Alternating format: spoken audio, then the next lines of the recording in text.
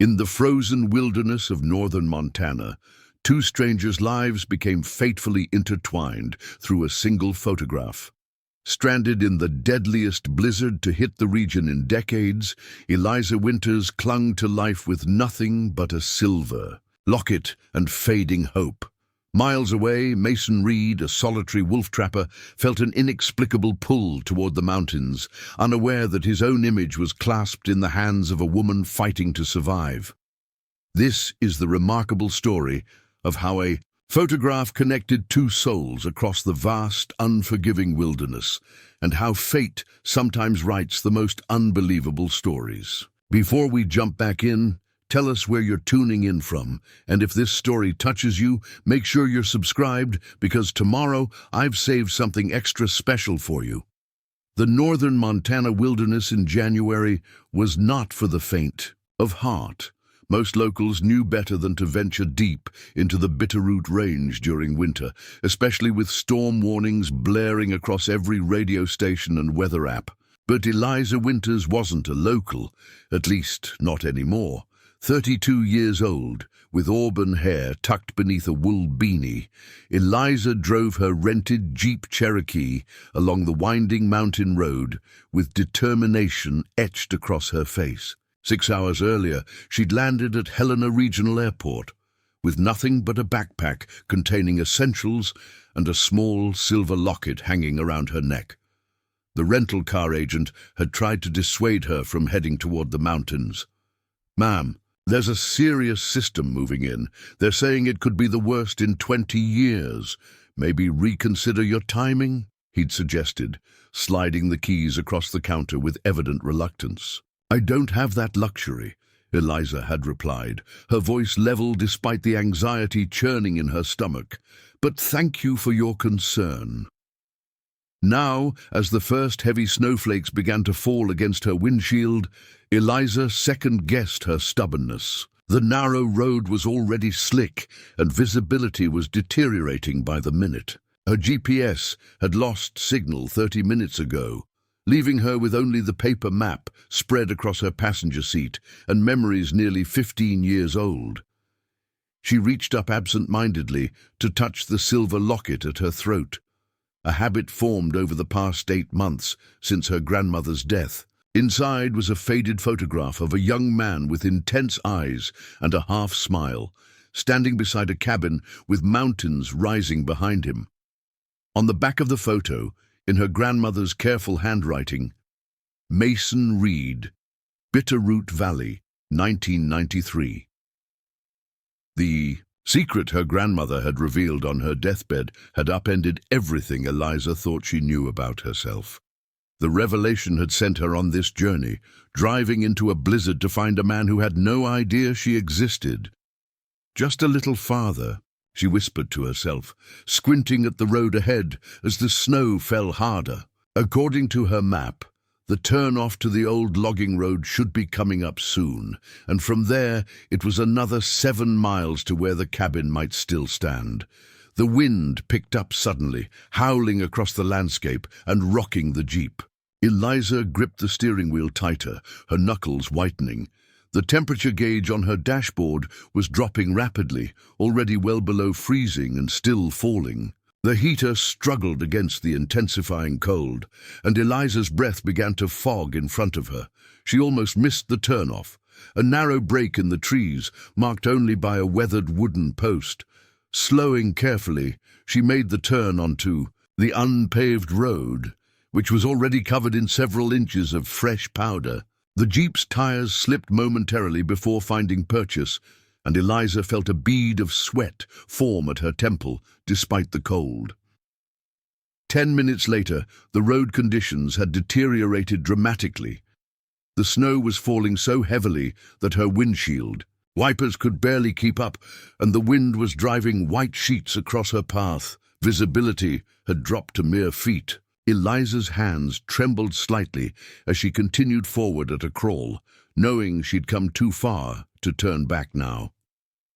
A sudden gust slammed into the vehicle, momentarily blinding her with a white wall of snow. When it cleared, Eliza gasped and slammed on the brakes. A massive fallen pine blocked the road completely. The jeep skidded, fishtailing on the slick surface. Eliza fought the wheel, but the vehicle's momentum carried it toward the edge of the road. She felt the stomach-dropping sensation of tires losing contact with solid ground, and then the jeep was tipping, rolling down the embankment. The world spun violently around her. The airbag deployed with a deafening pop, slamming into her chest and face. Glass shattered, metal crunched, and finally everything came to a stop, with the jeep resting on its side in a small ravine about 15 feet below the road. For several long moments, Eliza remained still, suspended by her seatbelt, taking inventory of her body. Her head throbbed where it had struck the window despite the airbag, and her right arm radiated pain from shoulder to fingers. But she could move, could breathe. Alive, then, fumbling with her left hand, she managed to release the seatbelt, bracing herself to avoid falling against the driver's side door. The cold was already seeping into the vehicle, and Eliza could see her breath forming thicker clouds with each exhale. Outside, the snow continued to fall relentlessly. "Hello?" she called out reflexively, though she knew there would be no answer. She'd passed no other vehicles for the last 40 minutes of her drive. Cell service had disappeared along with her GPS signal. No one knew exactly where she was, and no one would be coming to help. Survival instincts kicked in. Eliza had been raised in Montana until she was 17, and her father had taught her enough about wilderness survival to know she needed to act fast. The temperature was plummeting, and nightfall would only make things worse. Her backpack had been thrown into the back seat during the crash, and she awkwardly maneuvered to retrieve it. Inside were a few energy bars, a water bottle, matches, a flashlight, a small first aid kit, and extra layers. Nowhere near enough for an extended stay in blizzard conditions, but it was something. She also had her winter coat, gloves, and the clothes she was wearing. Her right arm protested as she pulled on an additional sweater from her pack, but she managed. The next challenge was getting out of the vehicle. The passenger door was now above her, and after several painful attempts, Eliza managed to push it open against the force of the wind and snow. Climbing out was an ordeal that left her gasping with pain from her injured arm, but eventually she stood beside the wrecked jeep, the snow already up to her ankles and still accumulating rapidly. Looking up at the steep embankment to the road, Eliza knew she couldn't climb it safely with her injured arm, especially not in these conditions. Her best hope was to follow the ravine, which appeared to widen into a narrow valley ahead. Perhaps she could find some natural shelter, a cave or rock outcropping, to wait out the worst of the storm. With her backpack secured over her left shoulder, Eliza began to trudge through the deepening snow, the wind cutting through her layers. Despite her best efforts, the locket bounced against her collarbone with each step, a constant reminder of why she had come. Mason Reed, the man in the photograph, the wolf trapper who had spent decades in these mountains, the man her grandmother had loved once, long ago. The man who, if her grandmother's deathbed confession was true, was Eliza's grandfather. "I never told anyone," her grandmother had whispered, clutching Eliza's hand with surprising strength for someone so frail. "Not even your mother knew. But you deserve the truth. You have his eyes, his determination. The locket. Take it. Find him if he's still alive. Tell him about me, about you." Now, pushing forward through snow that reached mid-calf, Eliza wondered if her impulsive journey would end before it truly began. The cold was becoming dangerous, seeping into her bones. The visibility had dropped to almost nothing, with the wall of white broken only by the dark shapes of trees. She had no way to know if she was heading toward potential safety or deeper into danger. After what felt like hours but was likely less than one, Eliza's legs began to tremble with fatigue. Her injured arm had gone numb, which she knew wasn't a good sign. The ravine had indeed widened into a small valley, but offered no immediate shelter, just endless snow, trees, and the howling wind that seemed determined to push her back with every step. When she stumbled for the third time, barely, catching herself from falling face first into the snow, Eliza knew she needed to make a decision. Wilderness survival rule number 1. Find shelter. Without it, exposure would kill her long before starvation or dehydration became concerns. Through the curtain of snow, Eliza spotted a darker shape ahead, not the vertical line of trees, but something different. Hope surged within her as she forced her frozen legs to carry her forward. The shape gradually resolved into a rock formation, a small cliff face with what appeared to be a shallow overhang. Not ideal, but better than nothing. The final distance to the overhang seemed to stretch impossibly, but finally Eliza collapsed beneath it, grateful for even this minimal protection from the direct onslaught of snow. The space was perhaps 4 feet deep at its maximum, with a height that allowed her to sit but not stand. The ground was rocky and cold, but dry in comparison to the world outside. With trembling hands, Eliza opened her backpack. First priority, warmth. She needed to get warm or stay warm enough to survive until the storm passed. From her limited supplies, she pulled out a space blanket, the thin, metallic emergency blanket she'd thrown into her pack as an afterthought. It wouldn't provide much insulation, but it would help reflect her body heat. Next, she assessed the possibility of a fire. The overhang offered some protection, and she had matches, but fuel would be a problem. The nearest trees were 20 yards away, and their branches would be wet with snow. Still, she had to try. Move or die, she muttered to herself, forcing her body back out into the storm. At the nearest pine tree, she broke off the lowest branches. She could reach, searching for the driest sections beneath the larger boughs. By the time she returned to the overhang, her gloves were soaked through and her fingers burned with cold. Creating a fire proved nearly impossible. The wood was too wet, the wind too persistent. After using half her matches, Eliza managed to get a small flame going, but it sputtered weakly and produced more smoke than heat before dying out completely. She was down to her last 3 matches when she finally admitted defeat. Night was approaching, the dim winter daylight fading rapidly. Without fire, Eliza's chances of surviving the night dropped dramatically. The temperature would continue to plummet after sundown, and her wet clothing would become a death trap rather than protection. She changed into the dry layers from her backpack, wrapping her wet outer clothing around her backpack to create a makeshift pillow. Then she cocooned herself in the space blanket as best she could, tucking her hands beneath her armpits and drawing her knees to her chest to conserve body heat. The locket pressed against her sternum, and Eliza pulled it out. Holding it tightly in her palm, the small silver oval had been her grandmother's most treasured possession, though Eliza had never understood why until recently. Now, as the cold seeped into her despite all her efforts, she carefully opened it with numb fingers. The young man in the photograph stared back at her, frozen in time. Dark hair falling across his forehead, a face weathered by the elements but handsome nonetheless, eyes that seemed to see right through the camera to the person behind it.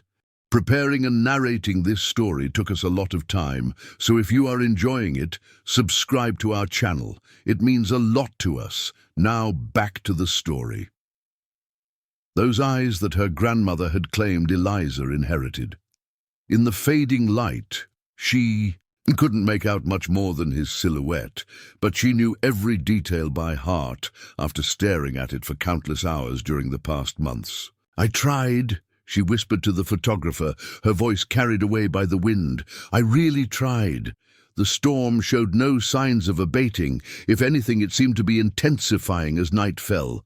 Eliza's eyelids grew heavy, and she fought to keep them open, knowing that falling asleep in these conditions could be fatal. But her body was shutting down, conservation mode kicking in as her core temperature dropped dangerously low. Her last conscious thought was of the irony.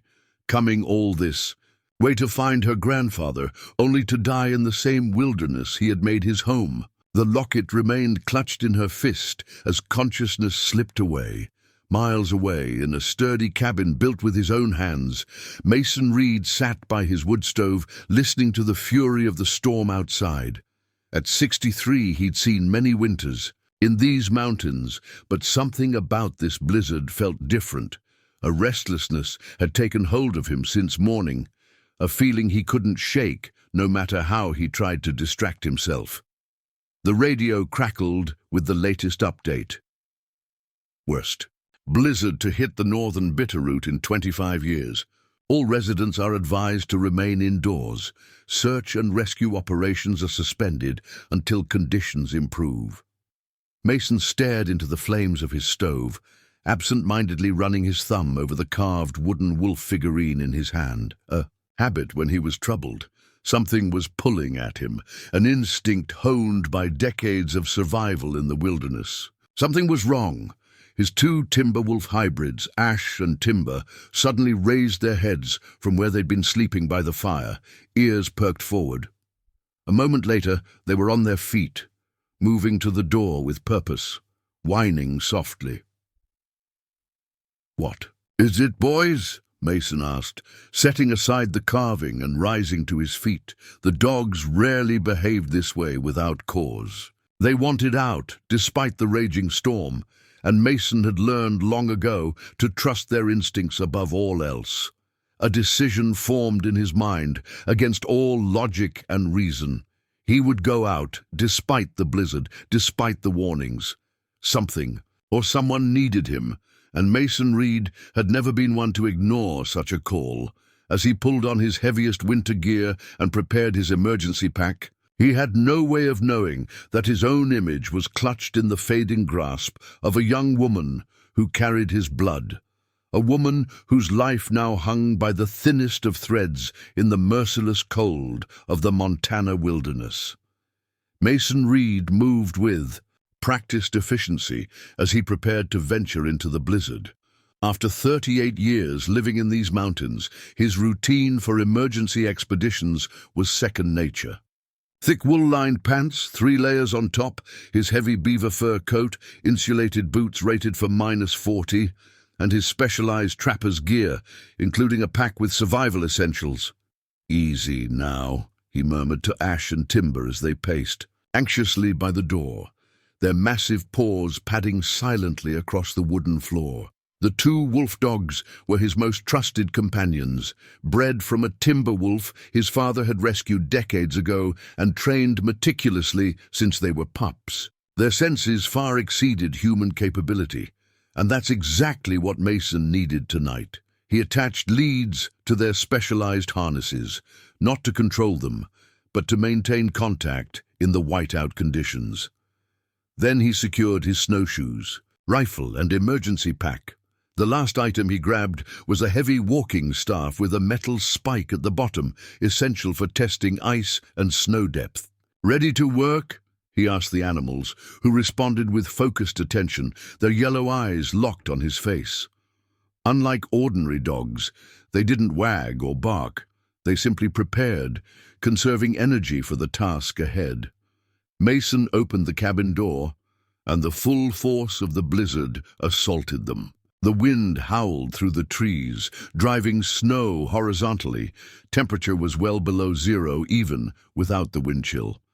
Any exposed skin would freeze in minutes under these conditions. Normal men stayed inside during storms like this, but Mason Reed had never been normal. The mountain locals called him the Lone Wolf, and not just because of his unusual companions. For nearly 4 decades, he'd lived on this remote mountainside, coming into town only when absolutely necessary for supplies. Most residents of the nearest town, Pinewood Ridge, knew of him, but had never actually spoken to him. "Find," Mason commanded, giving his companions the signal to work. Immediately, Ash and Timber lowered their noses, moving in tandem as they navigated the deep snow. Mason followed, the snowshoes keeping him from sinking too deeply into the fresh powder. They moved away from the cabin on a northeasterly heading, directly into the teeth of the storm. Mason couldn't have explained even to himself exactly what pulled him in this direction. The wolf dogs sensed something, and over the years he'd learned their instincts were rarely wrong. They'd found lost hikers before, usually in warmer months, when tourists ventured unprepared into the wilderness, but never in conditions like this. The going was brutal. Even with snowshoes, each step required significant effort. The wind sliced through every tiny gap in his clothing, and ice formed on his beard and eyebrows. Mason kept track of time and direction, basic survival skills that had become as automatic as breathing. 20 minutes out from the cabin, half a mile, give or take, considering the conditions.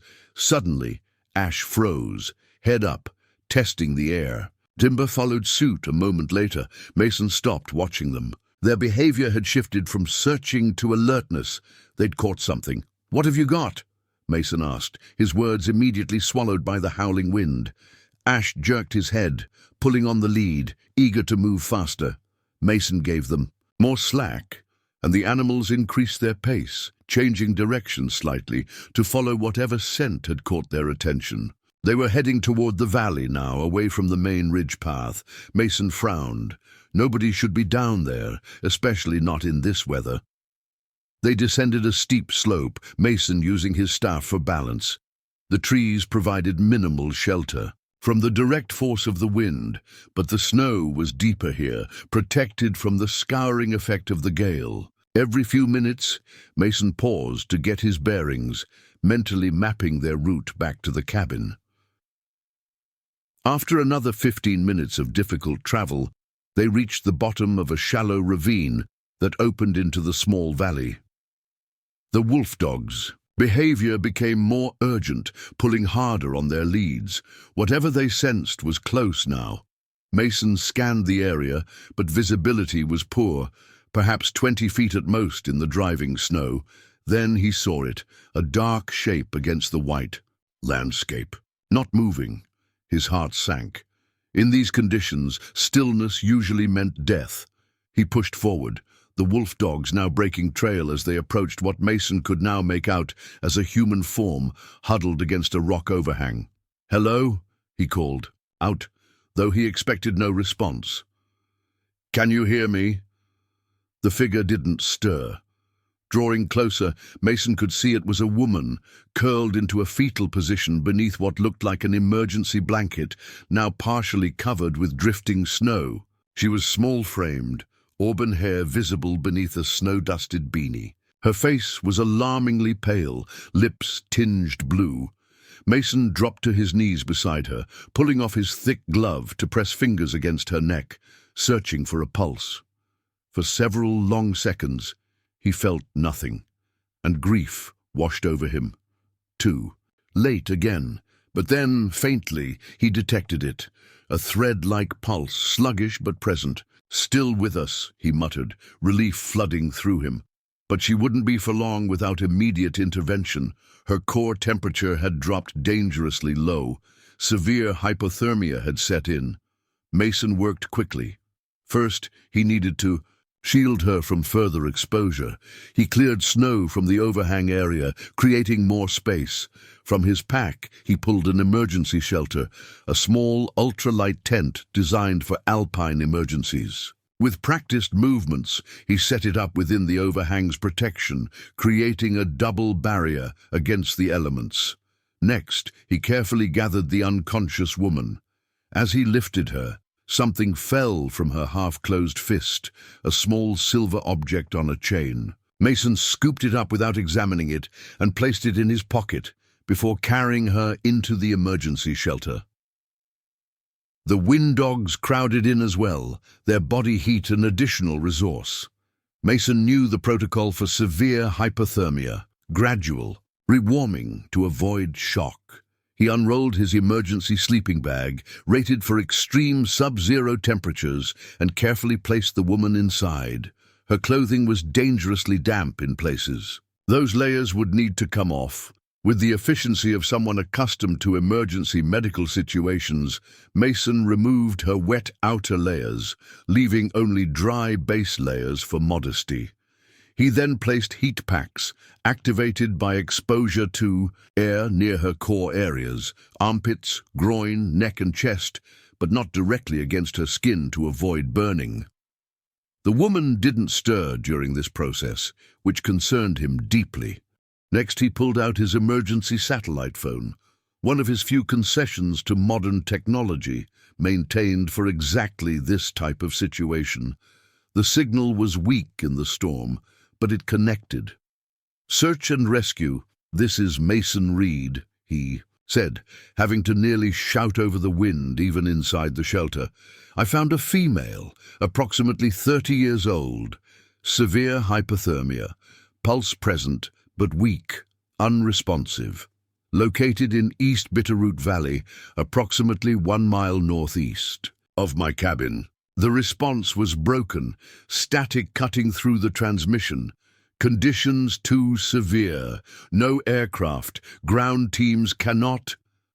Mason understood even through the fragmented message. No rescue was coming. Not until the storm passed, which weather reports suggested wouldn't be until morning at the earliest. This woman's life was in his hands alone. "Understood," he replied. "Will attempt transport to my cabin if condition stabilizes. Will update in 2 hours or if the situation changes." After ending the call, Mason settled in for the critical task of keeping the woman alive through the night. The wolf dogs positioned themselves on either side of the sleeping bag, their body heat helping to warm the small space. Mason monitored her pulse and breathing continuously, watching for any signs of improvement or deterioration. An hour passed with agonizing slowness. The woman remained unconscious, but her pulse had strengthened slightly, and her breathing seemed less shallow. Her skin remained frighteningly pale, but the blue tinge to her lips had diminished somewhat. Mason decided it was time to attempt the journey back to the cabin. She needed proper warmth and medical attention beyond what he could provide in this makeshift shelter. Carefully, he wrapped her in the sleeping bag, securing it tightly.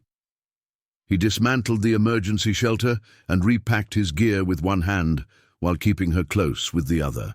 The wolf dogs seemed to understand the gravity of the situation, standing alert and ready. "Let's go home," Mason told them, cradling the woman against his chest. The journey back would be even more arduous than the journey out, uphill in deteriorating conditions, carrying precious cargo. The first stretch was the hardest, climbing out of the valley up the steep ravine. Mason's legs burned with the effort, but decades of mountain living had made him stronger than men half his age. He set a careful pace, prioritizing stability over speed. A fall now could be catastrophic for them both.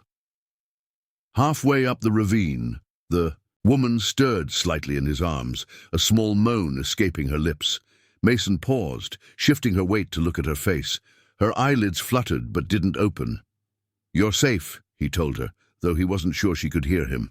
"I've got you." Her hand moved weakly, as if searching for something. Mason remembered the silver object that had fallen from her grasp earlier. With difficulty, he shifted her weight and retrieved it from his pocket, placing it in her seeking fingers. Her hand closed around it weakly, and she seemed to settle. Only then did Mason notice what the object was, a silver locket on a fine chain. Something about it triggered a distant memory, but he couldn't place it, and now wasn't the time for distractions. He continued the grueling climb out of the ravine. The storm had intensified further, visibility dropping to almost nothing at times. Without ash and timber leading the way, finding the cabin would have been nearly impossible. Mason followed their sure-footed path, trusting their homing instinct. His arms ached from carrying the woman, but he didn't dare stop to rest. Her life depended on reaching shelter and proper warmth as quickly as possible. Finally, after what felt like an eternity, the dark shape of the cabin appeared through the curtain of snow. Mason had never been so grateful to see those log walls. With the last of his strength, he pushed forward, reaching the door and shouldering it open. The blast of warmth from the wood stove hit him like a physical force. He'd banked the fire before leaving, and the cabin had maintained most of its heat. Mason carried the woman directly to his bed, placing her gently on the handmade quilt before turning to stoke the fire to maximum output. Ash and timber shook themselves, sending snow flying, then moved to their usual spots near the hearth, watching with intelligent eyes as Mason bustled around the cabin. He gathered medical supplies, additional blankets, and prepared hot water bottles. With the cabin warming rapidly, Mason turned his full attention to his unexpected guest. In the proper light, he could see her features clearly for the first time. She was younger than he'd initially estimated, early 30s perhaps. Her face, though pale and drawn from her ordeal, was striking, with high cheekbones and a determined set to her jaw even in unconsciousness. Something about her features tugged at Mason's memory, creating an unsettling sense of familiarity he couldn't place. He checked her vitals again, pulse stronger, breathing more regular. Her body temperature was still dangerously low, but the worst of the crisis appeared to be passing. Mason carefully applied warm compresses to her neck, armpits, and groin, the areas where major blood vessels ran close to the surface. While tending to her, he noticed her hand was still clutched tightly around the silver locket. Gently, he tried to loosen her grip to make her more comfortable, but even in her weakened state, she resisted. "All right," he murmured. "You can keep it." Mason pulled a chair beside the bed and settled in for a long night of monitoring. Hypothermia. Recovery was unpredictable, and complications could arise suddenly. He wouldn't rest until he was certain she was stable. As the fire crackled and the storm raged outside, Mason found himself studying the woman's face, trying to place that nagging sense of recognition. He'd been isolated in these mountains for so long that he knew it was unlikely he'd met her before, and yet something about her eyes, even closed, struck a chord deep within him. Hours passed. Mason dozed intermittently in the chair, always waking to check on his patient. Her color had improved significantly, and her breathing had deepened into what seemed like normal sleep rather than unconsciousness. Around 3 in the morning, she began to stir more purposefully. Mason leaned forward, alert. Her eyelids fluttered, then finally opened. Disoriented green eyes, a striking shade between emerald and forest, darted around the unfamiliar surroundings before settling on his face. For a moment, she simply stared at him, confusion evident. Then her eyes widened, with recognition, though Mason was certain they'd never met. Her lips parted as if to speak, but no sound emerged. Instead, with trembling fingers, she raised the silver locket she'd been clutching. Mason watched, puzzled, as she struggled to open it. He leaned forward to help, gently taking it from her. Weak grasp. The clasp was old and stiff, but it yielded to his practiced fingers. As the locket opened in his palm, Mason found himself looking at a photograph he'd nearly forgotten existed. A young man with dark hair and intense eyes stood before a cabin, this cabin, 30 years younger. It was himself, in his mid-20s, shortly after he'd finished building this place. A photograph taken by the realization hit him like a physical blow. He knew exactly who had taken this picture on a warm summer day in 1993. Catherine Sullivan, Kate, the only woman he'd ever truly loved. The woman who had left these mountains, and him, without explanation, never to return. Mason's eyes shot to the woman's face, seeing it now with terrible clarity. The resemblance was unmistakable, those same green eyes that had haunted his dreams for decades. The same determined set of the jaw, but this couldn't be Kate. This woman was far too young. "Who are you?"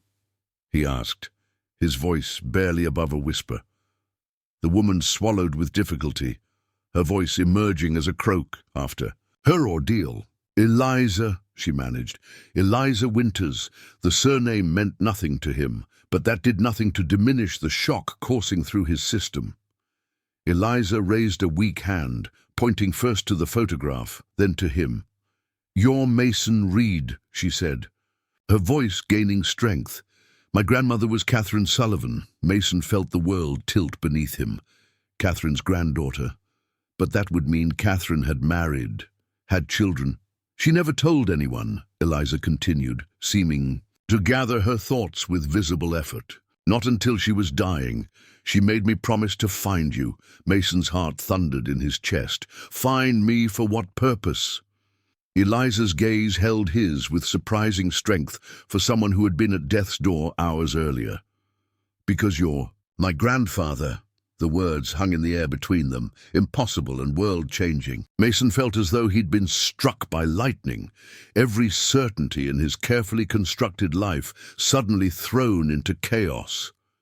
"That's not possible," he said automatically, even as his mind raced back through time, calculating dates, remembering his final weeks with Catherine before she'd left without explanation. "She was already pregnant when she left," Eliza said quietly, as if reading his thoughts. "She never told you. Never told anyone, not even my mother. She kept your photograph all these years." Mason stood abruptly, needing space, air, distance from this revelation. He moved to the window, staring out at the blizzard still raging beyond the glass. His mind was a whirlwind of emotions: shock, disbelief, anger, grief, and beneath it all, a terrible sense of loss for the years that could have been. Behind him, he heard Eliza shift in the bed. "I shouldn't have come," she said, her voice thick with emotion. "Not like this, not during the storm, but I needed to find you before—" She broke off and Mason turned to face her again. "Before what?" Eliza met his gaze directly. And in that moment, Mason couldn't deny the truth he saw written in her features, his own eyes looking back at him from Catherine's face. "Before it was too late," she finished simply. Outside, the wind howled with undiminished fury, but inside the cabin, time seemed suspended between heartbeats. Two strangers, connected by blood and separated by decades of secrets, stood at the precipice of a truth that would forever alter both their lives. A truth as wild and unforgiving as the blizzard that had brought them together. Silence filled the cabin, broken only by the crackling of the fire and the relentless howl of the wind outside. Mason stood frozen by the window, his weathered face unreadable as he processed Eliza's revelation. The wolf dogs sensed the tension, their yellow eyes shifting between the two humans with quiet attentiveness. Eliza tried to sit up more fully, wincing as pain shot through her right arm, a reminder of the crash that had nearly cost her life. "I know this is a shock," she said softly. "It was for me, too." Mason's gaze remained fixed on the window, though he wasn't seeing the blizzard beyond the glass. Instead, his mind had traveled back 33 years to that final summer with Catherine Sullivan. They had been so young. He was 25, she 23. He had already committed to the solitary life in these mountains, following in his father's footsteps as a trapper and wilderness guide. Catherine had come to the area for a summer job at the ranger station, a temporary position before starting graduate school in the fall. Their connection had been immediate and intense. For 3 months, they'd been inseparable whenever her work schedule allowed. Catherine had been fascinated by his lifestyle, his knowledge of the wilderness, his self-reliance. He'd been captivated by her intelligence, her laugh, her way of seeing beauty in the smallest details of the natural world. When she'd left in late August, they'd made no promises. Mason had assumed she would return the following summer, but she never did. No letters, no calls. He'd gone to the ranger station once, but they'd had no forwarding contact information. In those pre-internet days, people could disappear completely. If they wanted to, and he'd eventually accepted that she had moved on with her life. Never once had he imagined she'd been carrying his child. Mason finally turned to face Eliza. "Your mother," he said, his voice rough with emotion. "She would have been born January 1994, Eliza confirmed. Her name was Sarah." The past tense didn't escape Mason's notice. "Was?" Eliza's eyes clouded with grief. "She died when I was 17. Car accident. Drunk driver." Mason absorbed this blow silently, feeling the loss of a daughter he'd never known and would never have the chance to meet. His hands clenched, involuntarily at his sides. "And Catherine?" he asked, afraid of the answer but needing to know. "Grandmother passed 8 months ago," Eliza said gently. "Pancreatic cancer. It was quick at the end." She paused, swallowing hard. "That's when she told me about you. She made me promise to find you, to tell you the truth." Mason moved to the wood stove, mechanically adding another log, needing something physical to occupy his hands. The wolf dogs watched him attentively, sensing his distress. "Why now?" he asked, more to himself than to Eliza. "After all these years, why tell you now?" Eliza's voice was steady despite her weakened condition. "She said she'd made a terrible mistake, that she thought she was doing the right thing, protecting you from a responsibility you hadn't asked for. She knew how much this life meant to you." She gestured weakly at the cabin around them. "She didn't want to force you to choose." "That wasn't her choice to make," Mason said, a flash of anger breaking through his shock. "I know," Eliza agreed. Quietly. "She knew it too in the end. She regretted it every day of her life." Mason returned to the chair beside the bed, sinking into it heavily. He studied Eliza's face, seeing clearly now what he should have recognized immediately. The echoes of his own features blended with Catherine's. His granddaughter. The concept was still too enormous to fully comprehend. "You took quite a risk coming out here in this weather," he said finally. A ghost of a smile touched Eliza's lips.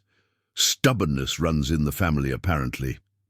Despite himself, Mason felt an answering smile tug at his mouth. It was true, he'd always been obstinate to a fault, pursuing his own path regardless of what others thought prudent. "The storm's not letting up," he said, nodding toward the window. "We're stuck here until it passes, which won't be until tomorrow at the earliest. You should rest more. Your body's been through a serious trauma." Eliza didn't argue, her eyelids already growing heavy. The emotional exertion on top of her physical ordeal had depleted what little energy she'd recovered. "Will you be here?" she asked, her voice fading. "When will I wake up?" Something twisted in Mason's chest at the vulnerability in the question. "I'll be here," he promised. "I'm not going anywhere."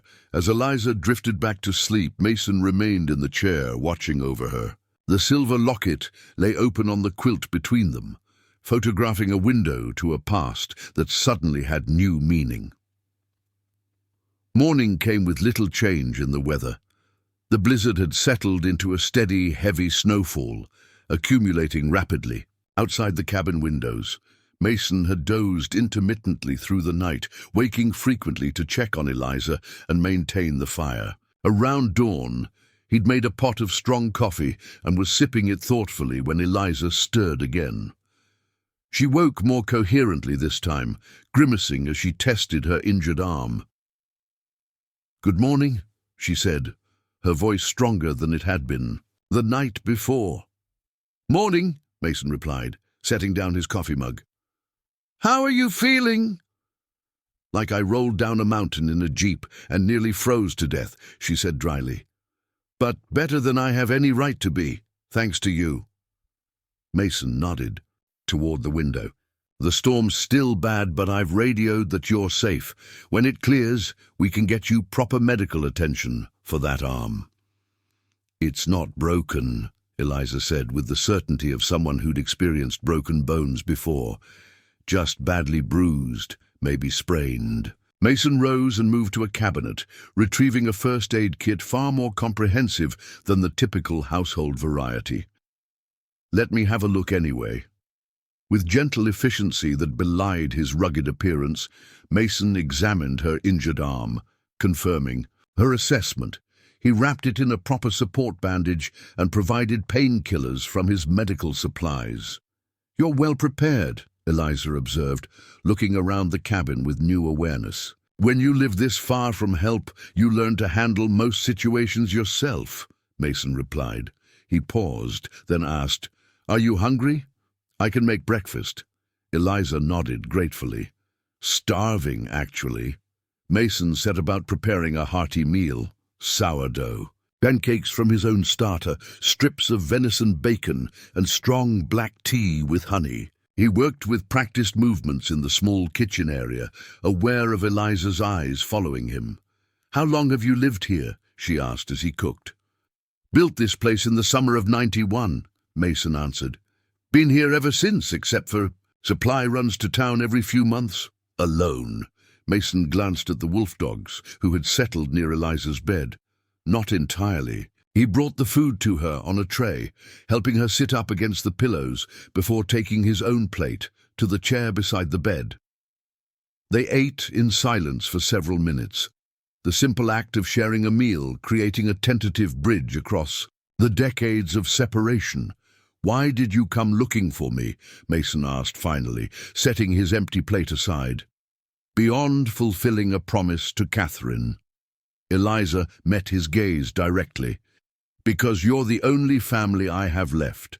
And because I needed answers." "What kind of answers?" Tanner shook his head.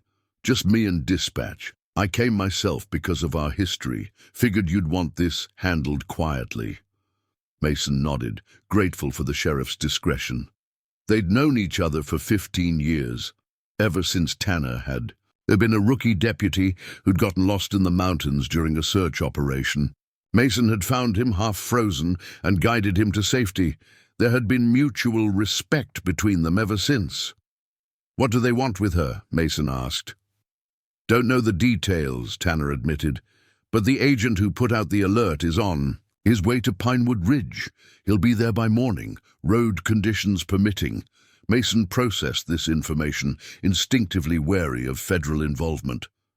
"Thanks for the heads up." Tanner studied him for a moment. "You're planning something. What is it?" "Nothing illegal," Mason assured him.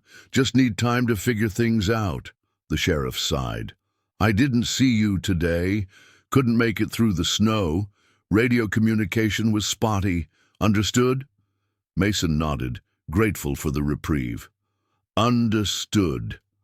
As Tanner turned to leave, he added, "Whatever you're planning, be careful. These aren't local matters we're dealing with." After the sheriff departed, Mason remained on the porch, watching the snowmobile disappear back into the trees. The peaceful isolation of his mountain sanctuary had been breached not once, but twice today. First by a granddaughter he never knew existed, and now by the shadowy complications of a world he'd long ago left behind. He turned back toward the cabin door, knowing that inside waited a young woman who was now far more than just Catherine's granddaughter or a stranger he'd rescued from the storm. She was someone in danger, someone with secrets, and somehow through the twisted paths of fate, she had become his responsibility. The afternoon light was already fading, the short winter day surrendering to an early dusk. Mason took a deep breath of the crisp mountain air, steeling himself for what was to come. Whatever trouble followed Eliza Winters, it had now found its way to his doorstep. And Mason Reed had never been one to turn away from a fight, especially not when family was involved, even family he'd only just discovered. With newfound resolve, he reached for the cabin door. The time for revelations and reminiscence was over. Now they needed a plan. Mason stepped back into the cabin, stomping snow from his boots. Eliza watched him from the bed, her expression alert despite her weakened state. "What's wrong?" she asked. Immediately, reading the tension in his shoulders, Mason crossed to the wood stove, warming his hands while gathering his thoughts. He'd never been one to soften difficult truths. That was Sheriff Tanner. The FBI is looking for you. The color drained from Eliza's face. Her fingers instinctively sought the locket, clutching it like a talisman. How did they find me? They haven't. Not yet, Mason clarified. When I radioed in about finding you, your name triggered an alert in their system. Tanner came to warn me. Eliza closed her eyes briefly, her chest rising and falling with a deep breath. When she opened them again, there was resignation rather than surprise in her gaze. I was afraid of this. Mason pulled his chair closer to the bed, his voice low and steady. I think it's time you told me the whole story, not just about Catherine and your search for me, about why federal agents are interested in Eliza Winters. For a long moment, Eliza was silent, seemingly weighing her options. The wolf dogs watched her with their uncanny attentiveness, sensing the gravity of the moment. I worked for Morgan Reese Technologies, she finally began. Cutting-edge research and development, primarily government contracts. I was a project manager in their sustainable energy division.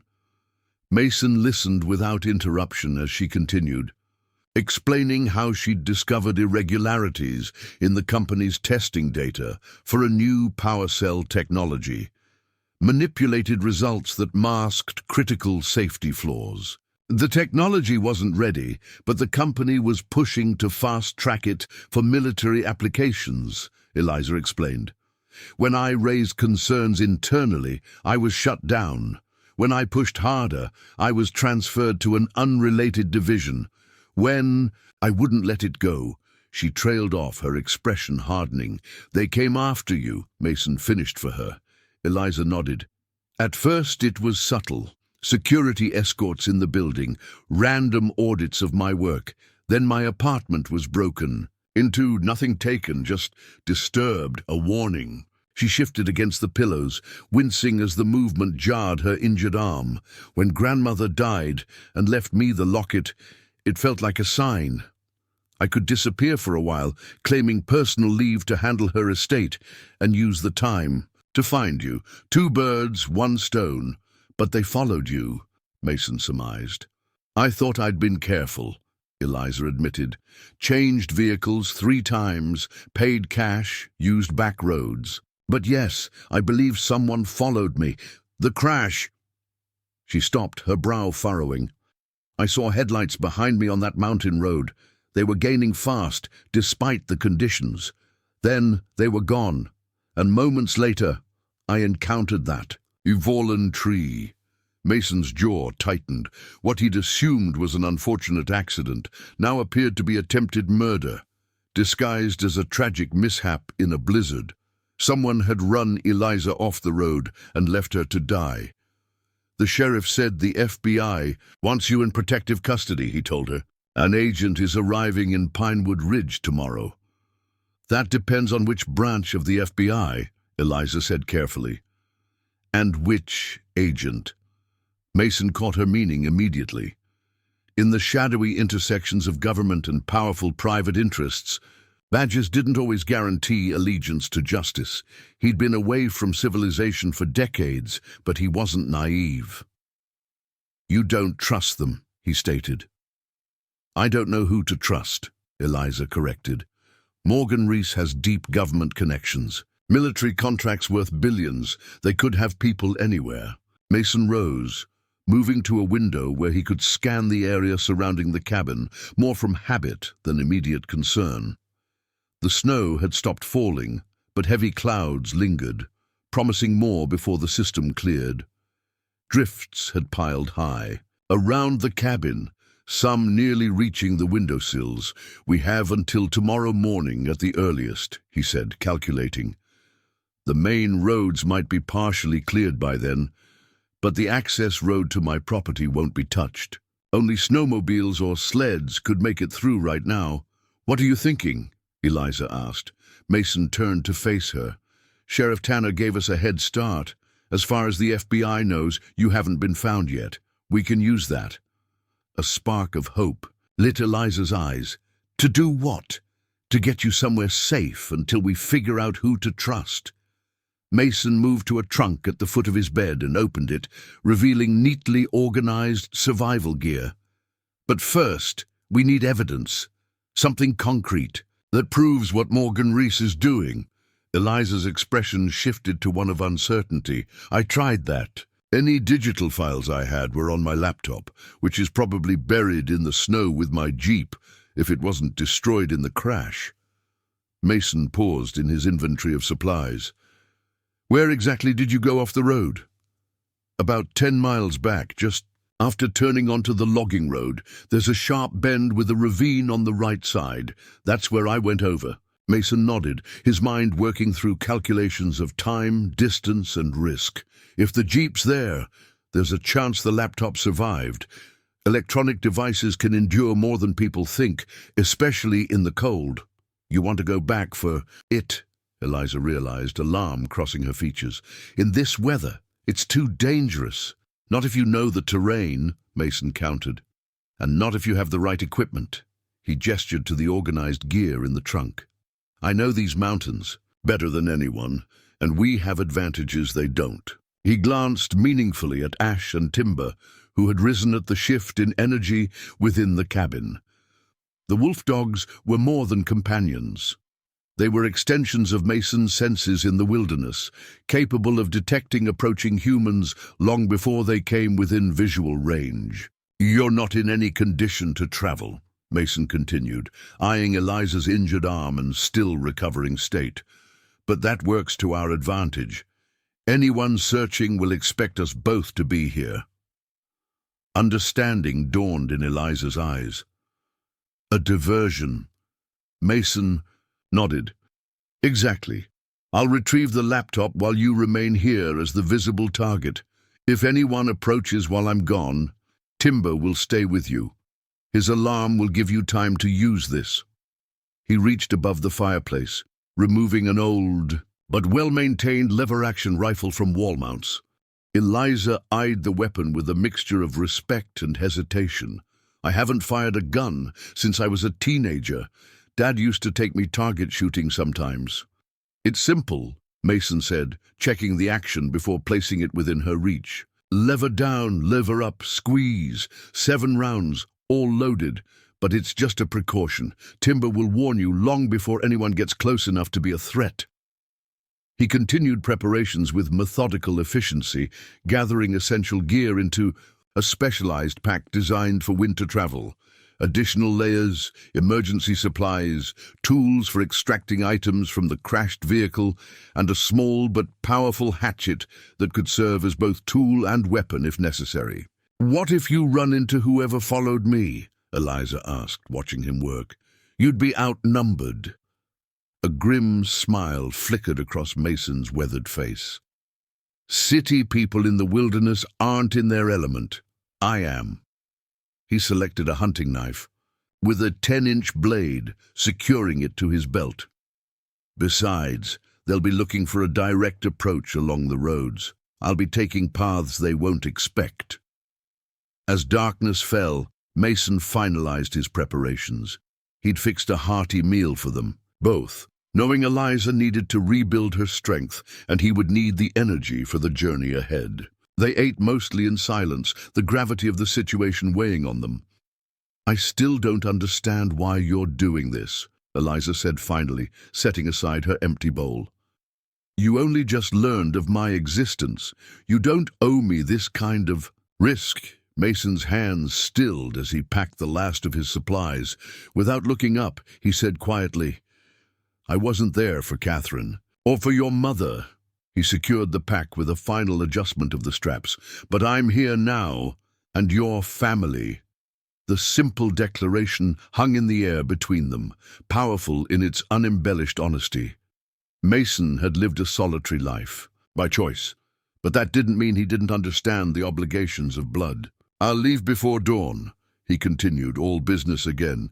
"Should reach the crash site by mid-morning if the weather holds. Back here by late afternoon." Eliza nodded, accepting his decision, despite her concerns. If the laptop is still functional, the files are encrypted. Password is Bitterroot 1993, grandmother's reference to the summer she spent here. Something shifted in Mason's expression at this reminder of Catherine, but he simply nodded and committed the password to memory. As the evening deepened into night, Mason showed Eliza the basic operations of the cabin: how to maintain the wood stove, where essential supplies were kept, how to use the satellite radio in an emergency. Though she was still weak, she absorbed the instructions with quick intelligence. "Try to rest," Mason advised as he settled into the chair beside the bed, intending to catch a few hours of sleep before his pre-dawn departure. "Timber will stay at the door tonight. Nothing gets past him." The wolf dog in question moved to take up his position by the entrance, yellow eyes alert despite the late hour.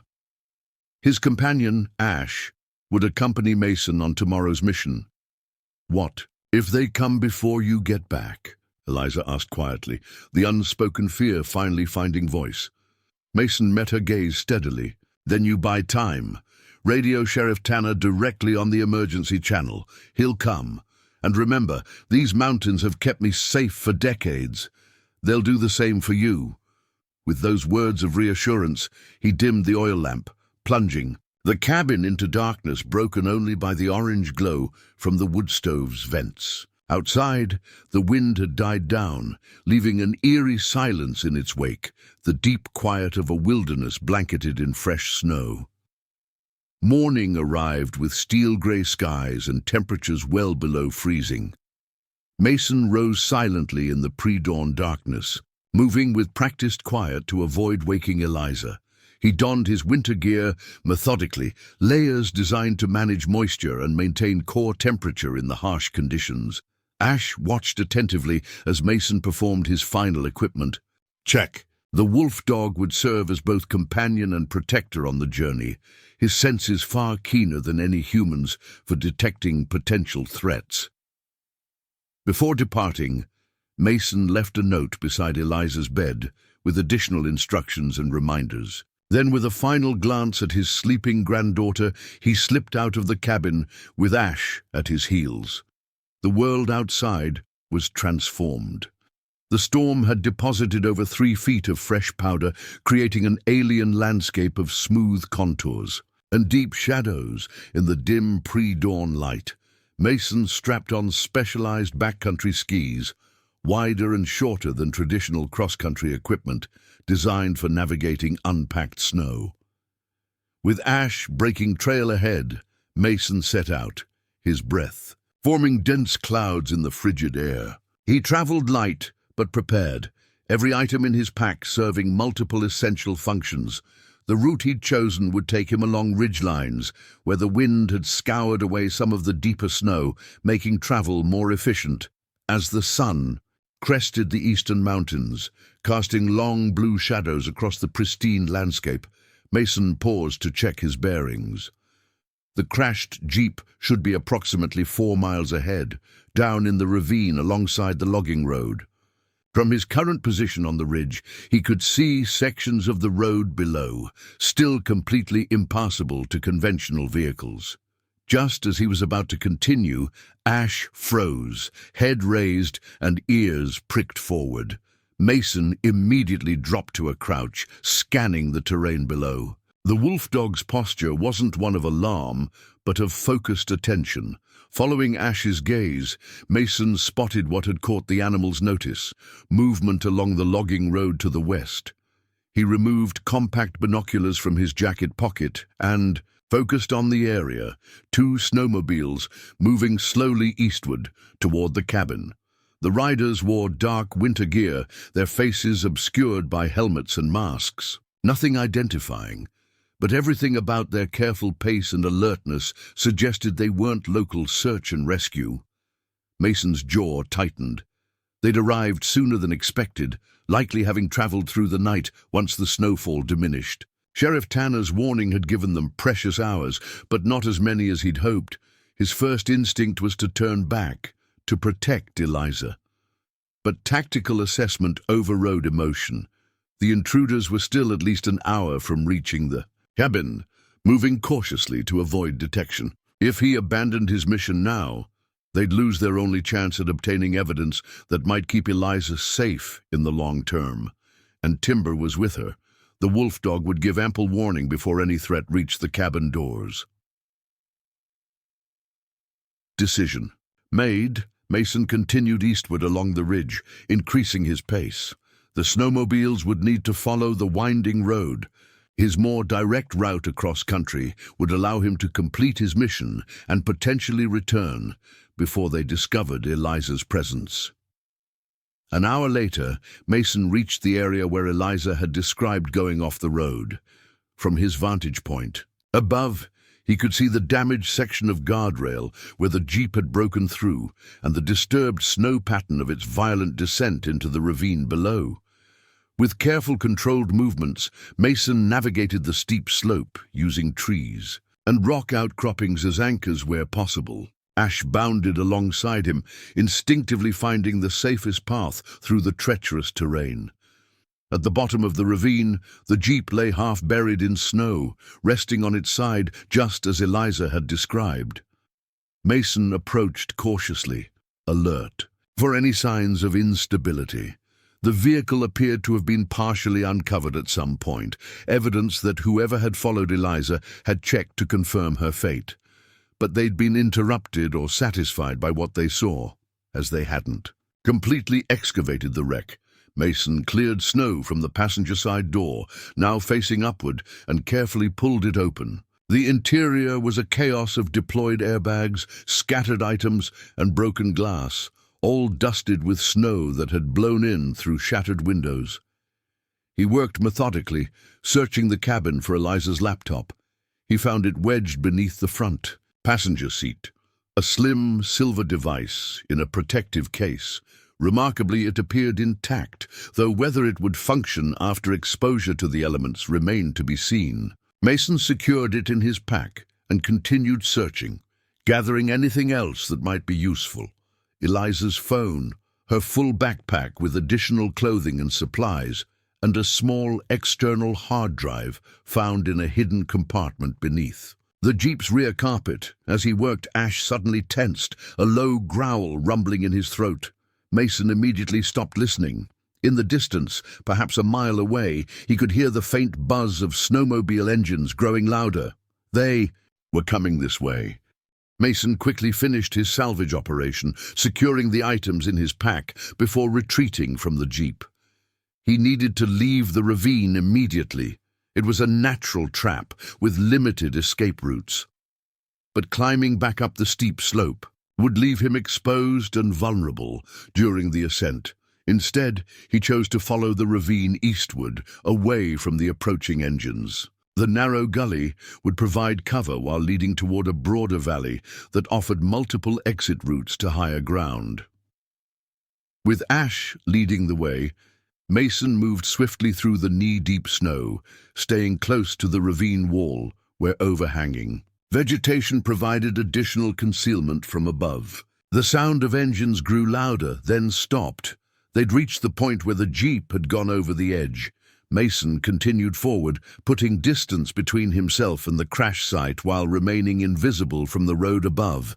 He'd traveled perhaps a quarter-mile when Ash suddenly stopped, hackles raised, staring back the way they'd come. Mason froze, listening intently. Voices carried in the cold air, muffled but audible. Two men, maybe three, discussing the jeep and whether to descend to inspect it again. Then a new sound, the crackle of radio communication. Site located, vehicle appears abandoned, proceeding to the target location. Mason's blood chilled at the clinical detachment in the voice. These weren't law enforcement officers concerned with a missing person. Their tone and terminology suggested military or paramilitary operation. The engines started again, moving away, continuing toward his cabin, toward Eliza. Mason checked his watch. Nearly noon. He was hours away from returning, via his original route, But now that route was compromised, with hostiles between him and the cabin. He needed a new plan, and quickly he studied the terrain ahead. The ravine he followed eventually joined a larger valley with a seasonal creek, currently frozen and snow-covered. Following that creek would lead him to the eastern approach to his property, a longer route, but one the snowmobiles couldn't access due to dense forest and rocky terrain. Mason set off at the fastest pace he could safely maintain. The laptop weighed heavily in his pack, not just physically, but with the knowledge that it might contain the only evidence that could save Eliza from those who wanted her silenced. As he traveled, his mind worked through scenarios and contingencies. The attackers had a significant head start and motorized transport. They would reach the cabin well before he could return. Eliza was still recovering, limited in her mobility, and while timber would provide warning and some protection, the wolf dog alone couldn't stop determined, armed intruders. Their only advantage was that the attackers might not know for certain that Eliza had survived and reached the cabin. They were checking the jeep first, following a logical progression in their search. That might buy precious minutes of uncertainty when they first approached the property. The sun had passed its zenith and was descending toward the western mountains. When Mason paused at a vantage point overlooking the valley, his cabin occupied. Through his binoculars, he could see the snowmobiles parked at the edge of his clearing, concealed from direct view of the cabin by a stand of pines, but revealing their position to him on the ridge above. Two figures in dark winter gear were conducting a careful perimeter assessment, moving with the disciplined precision of military or specialized law enforcement. A third remained with the vehicles, likely coordinating with others via radio. Of Eliza and Timber, there was no sign. The cabin appeared undisturbed, smoke rising normally from the chimney as if it were any ordinary day. Mason studied the tactical situation with the calculating eye of a hunter. Direct approach would be suicide. They had superior numbers and likely superior firepower. His advantage lay in the terrain and in their unfamiliarity with it. These men, professional as they appeared, were operating outside their element. With grim determination, Mason adjusted his pack and signaled to Ash. They wouldn't be returning to the cabin, not directly, not yet. First, they would need to even the odds. As the afternoon shadows lengthened across the snow, Mason Reed disappeared into the forest, becoming once more what he had always been in these mountains. A ghost, a shadow, a predator moving silently through terrain where others were merely prey, and for the first time in decades, he was hunting men. Eliza had awakened to an empty cabin and Mason's handwritten note. His precise instructions were clear. Stay inside, keep the fire maintained, use the rifle only if absolutely necessary, and trust Timber's warnings. The wolf dog had taken his assignment seriously, positioning himself by the front window where he could monitor the approach to the cabin while remaining hidden from outside view. For hours, Eliza had occupied herself by studying the cabin's interior in daylight, gaining insights into Mason's solitary life through his possessions. Handcrafted furniture spoke of patience and craftsmanship. Bookshelves held volumes on wilderness survival, wolf behavior, native plants, and surprisingly, quantum physics and philosophy. A collection of intricate wood carvings, mostly animals, revealed an artistic side to the rugged trapper. As midday approached, Eliza had just finished changing her arm bandage when Timber suddenly lifted his head, ears forward. A low, almost inaudible growl rumbled in his chest. Eliza froze, listening. Nothing yet, but Timber's senses far exceeded human capability. Moving carefully to avoid jarring her injured arm, she retrieved the rifle Mason had left her and checked that it was loaded as he'd shown her. "What is it, boy?" she whispered to Timber, who had risen to his feet, hackles slightly raised. The wolf dog moved silently to the door, pressing his nose to the crack at the bottom, scenting the air. His body language shifted from alert to tense. A threatening presence had been detected. Heart hammering, Eliza peered cautiously through a side window, careful to remain hidden behind the curtain.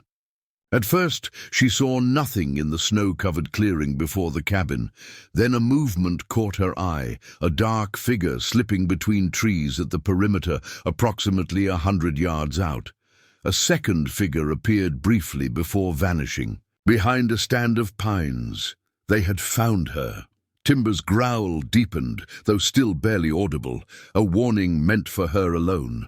They were being surrounded, approached from multiple angles. Eliza's mind raced. Mason wouldn't return for hours yet. The satellite radio was her only communication option, but using it would confirm her presence to anyone monitoring frequencies. Better to maintain the element of uncertainty. Let them wonder if the cabin was occupied. Moving silently, she gathered essential supplies into a small pack: water, energy bars, matches, the extra ammunition Mason had left. The silver locket went around her neck, tucked securely beneath her layers. Timber watched her preparations, seeming to understand. When she approached the back of the cabin, he padded alongside her to what appeared to be a solid wall. Following Mason's written instructions, Eliza located a concealed latch behind a mounted rack of trapping tools. It released a nearly invisible door, a hunter's exit designed to allow silent departure when game approached from the main entrance. The narrow passage led to a small covered porch at the rear of the cabin, shielded from view by dense pines. From here, a path barely visible beneath the fresh snow led upward toward rocky terrain that would be difficult to approach unseen. A strategic escape route built into the cabin's very design. Eliza stepped out cautiously, Timber at her side. The bitter cold hit her immediately, her breath clouding before her face. The wolf dog took the lead, breaking trail through snow that reached mid-calf. They had traveled perhaps 50 yards upslope when a sound sliced through the winter stillness. The cabin door being forced open, Eliza ducked behind a large pine, clutching the rifle. Below, she could see two figures in tactical winter gear entering the cabin, weapons drawn. A third remained outside, scanning the surroundings. Timber pressed against her leg, silent but vigilant. Eliza understood his message as clearly as spoken words.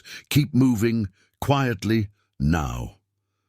They continued upward, using trees and rock formations for cover, leaving as little trail as possible in the crusty snow. Eliza's injured arm throbbed with each step, but fear and determination pushed her forward.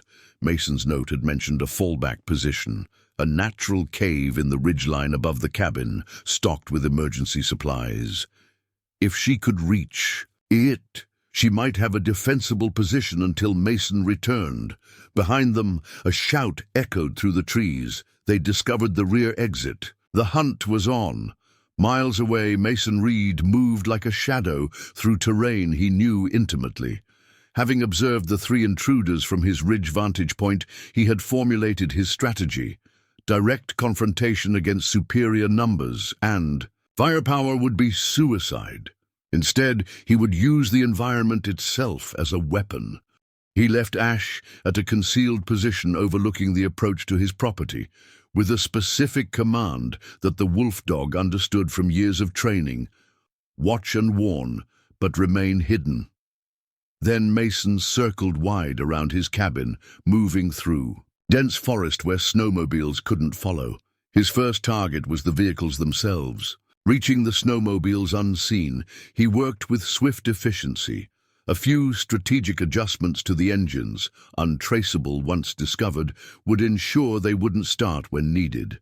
Next, he disabled their communications equipment, removing key components and pocketing them. Just as he finished, Ash's distant signal reached him, a single distinctive howl that meant movement detected. The men were returning to the vehicles. Mason melted into the forest, using a game trail to gain distance unseen. Through his binoculars, he observed two of the men emerging from the direction of his cabin. Their body language told him everything. He needed to know the aggressive forward posture, weapons at ready position. They had found evidence of occupancy, but not their target.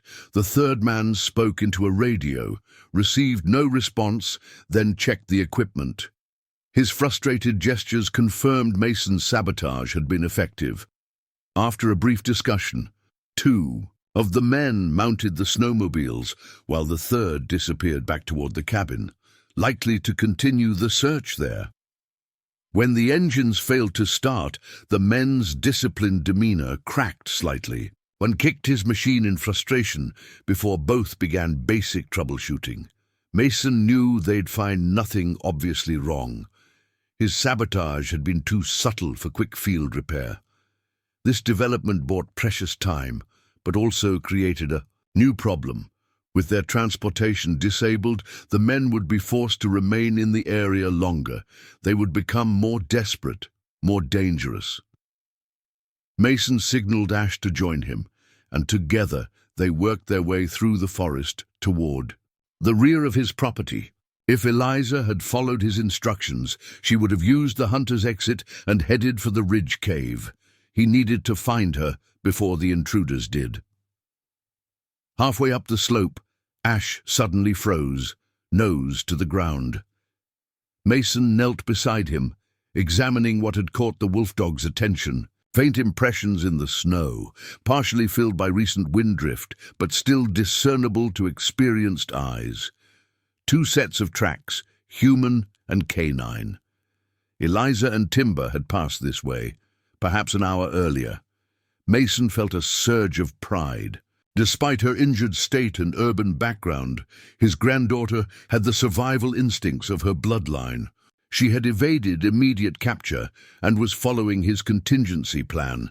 But the tracks told another story too, a third set, human, following the same path more recently. One of the intruders had discovered their trail. Mason's expression hardened.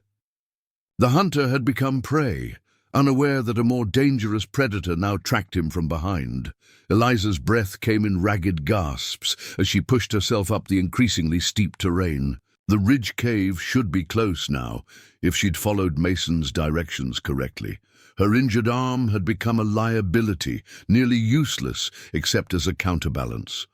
The rifle slung across her back felt heavier with each step. Timber remained. Close, occasionally looking back the way they'd come. His behavior had grown increasingly tense over the past 15 minutes. Their pursuer was gaining ground. A sound from below confirmed this fear, a branch snapping under careless weight. Eliza ducked behind a boulder, pressing herself against the cold stone as she fought to control her breathing. Timber flattened beside her, utterly silent, yellow eyes fixed on the forest below.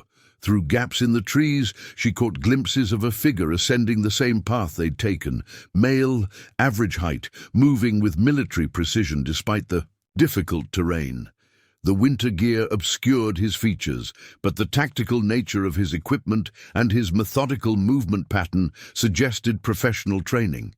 He paused periodically to study the trail, never doubting his direction. He was perhaps 200 yards below her position and closing the gap with unsettling efficiency. Eliza weighed her options. Continuing upward would leave an obvious trail, and her stamina was fading. Making a stand here offered better concealment, but no escape route if things went badly. The rifle provided some advantage, but she had no illusions about her marksmanship against what was likely a trained operative. Timber made the decision for her, nudging her arm and then moving laterally along the ridge rather than continuing upward. Eliza followed, trusting the wolf dog's instincts. They traversed a narrow ledge, using rock outcroppings for handholds. This path left minimal tracks, an advantage on the wind-scoured stone. After 100 yards of precarious travel, Timber led her into a narrow crevice between massive boulders. The opening, barely visible unless directly in front of it, widened into a natural chimney that led upward. Eliza understood immediately. This was an alternate approach to the cave, one that wouldn't be obvious to anyone unfamiliar with the terrain. The climb was challenging with her injured arm, but the natural chimney provided ample handholds and footholds. Timber scrambled up with ease, waiting at intervals to ensure she followed. Finally, the chimney opened onto a small plateau, and Eliza saw what had been their destination all along, a dark opening in the ridge face, partially concealed by wind-twisted pines. The cave entrance was low, requiring her to duck to enter. Inside, the space widened considerably, extending perhaps 20 feet into the mountain. Light filtered through the entrance, illuminating the essentials Mason had cached there: a sealed container of emergency supplies, a small propane heater, jugs of water, and a more substantial weapons case than she had expected. Eliza collapsed against the cave wall, exhaustion temporarily overwhelming her. Timber remained at the entrance, alert and watchful. They had reached relative safety, but their pursuer was still out there, and she had no way of knowing when or if Mason would return. Her reprieve was short-lived. Timber's posture changed suddenly, his attention fixed on something beyond the cave entrance. Eliza forced herself to her feet, retrieving the rifle. Remaining inside the cave would trap her if discovered. Better to use the high ground advantage of the plateau while she still could. She crept to the edge of the plateau, staying low, and surveyed the slope below. At first, she saw nothing. Then movement caught her eye. Their pursuer had abandoned the original trail and was now working his way directly up the steepest part of the ridge, scaling rock faces with practiced skill. He had somehow intuited their direction change and was cutting the distance rapidly. Eliza positioned herself behind a boulder, steadying the rifle against the rock. The range was approximately 100 yards, a difficult shot for an amateur under ideal conditions, nearly impossible with an injured arm and the stress of the situation. She had one advantage: he didn't know he'd been spotted.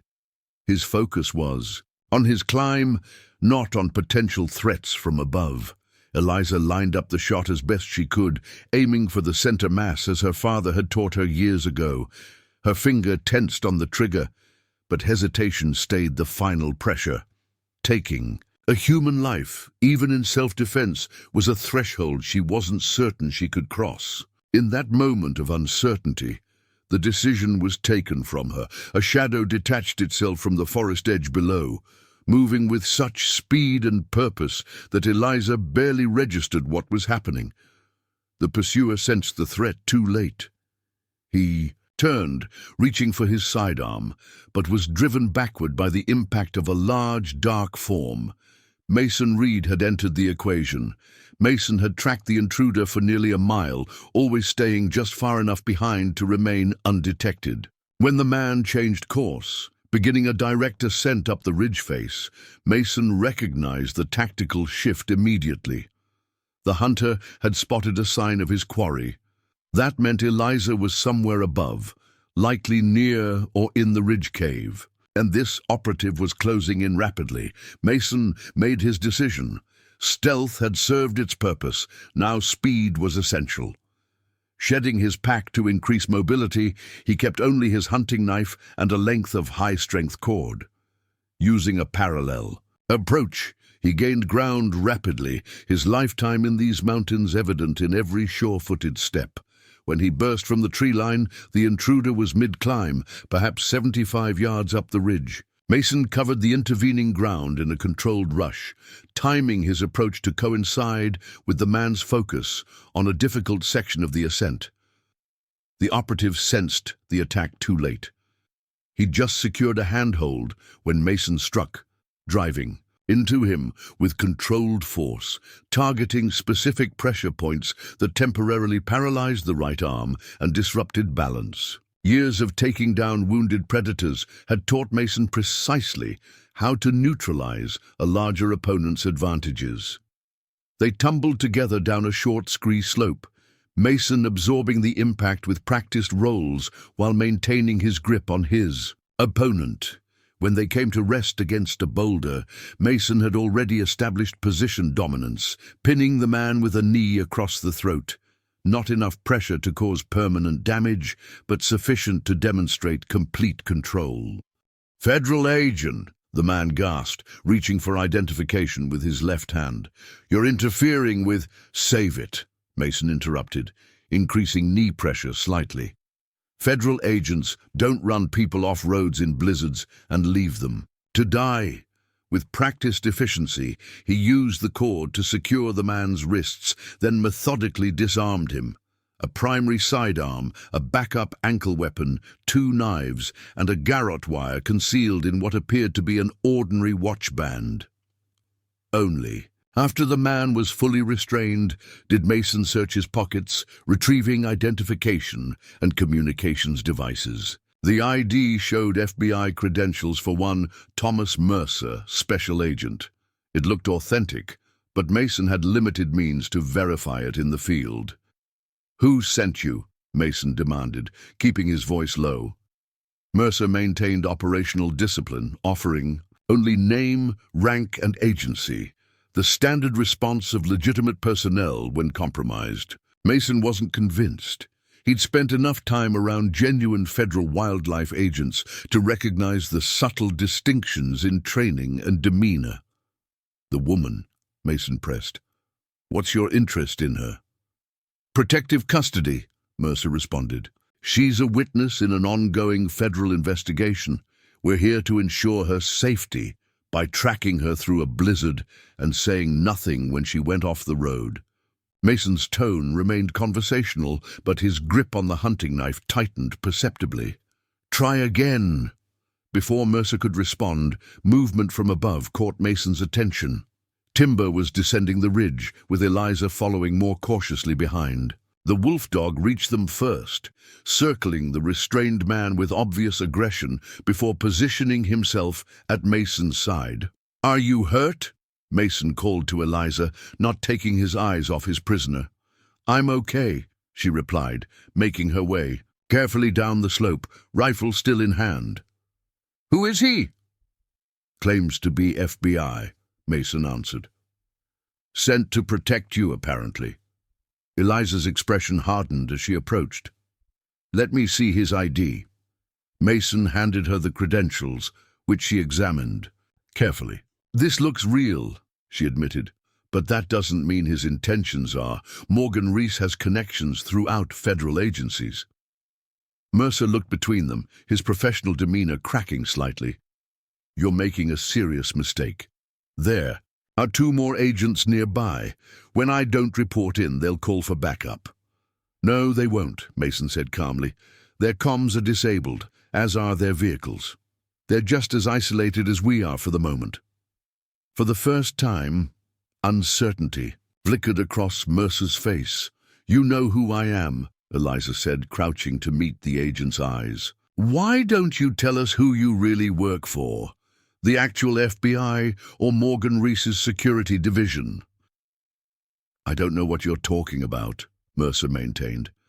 We received intelligence that you were in danger from Morgan Reese operatives. My team was dispatched to locate and secure you before they could. Eliza's laugh held no humor. And I'm supposed to believe that the timing of your arrival, directly after I was forced off the road, is coincidence. We've been tracking you since you left Helena, Mercer admitted. We lost you in the storm, then picked up your trail again when the weather cleared. We found the jeep this morning, but couldn't tell if you'd survived. When we detected smoke from this cabin, we approached to investigate. Mason and Eliza exchanged glances, silently evaluating the story. It was plausible, but something felt off, a disconnect between the words and the tactical approach they'd observed. If you're legitimate, why not announce yourselves? Mason challenged. Why the perimeter sweep with weapons drawn? Standard procedure when approaching an unknown situation, Mercer responded automatically. We had reason to believe Morgan Reese operatives might have reached you first. Mason's expression remained skeptical. 3 decades of reading animal behavior had made him exceptionally attuned to subtle signs of deception in humans as well. This man was practiced, but tells were still present, micro-expressions that didn't align with his narrative. The laptop, Mason said suddenly. From the jeep. What's on it? Mercer's momentary hesitation was all the confirmation they needed. "Testing data," Eliza supplied, watching the agent's reaction closely. "Proof that Morgan Reese falsified safety reports on their new power cell technology. Documented evidence that they knew about catastrophic failure risks and covered them up to secure military contracts." Something shifted in Mercer's eyes, a calculation being made, a decision reached. His body language subtly changed, tension gathering in specific muscle groups that Mason recognized from years of predator encounters. He was preparing to move. "Mason," Eliza said quietly, having noticed the same warning signs. "He's not alone anymore." Mason turned slightly, following her gaze without losing control of his prisoner. Through the trees below, two more figures in tactical gear were ascending rapidly, weapons drawn.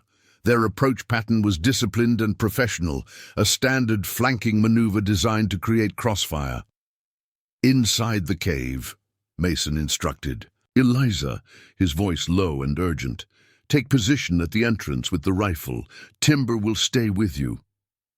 "What about you?" Eliza protested. You can't handle all three."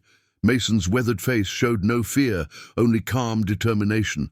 "I've been outmanned by predators before." He checked his restraints on Mercer once more. "The difference is, these predators don't know these mountains. I do." He retrieved a small radio from his pocket, one he'd taken from the snowmobiles during his sabotage operation. "Take this, Channel 3.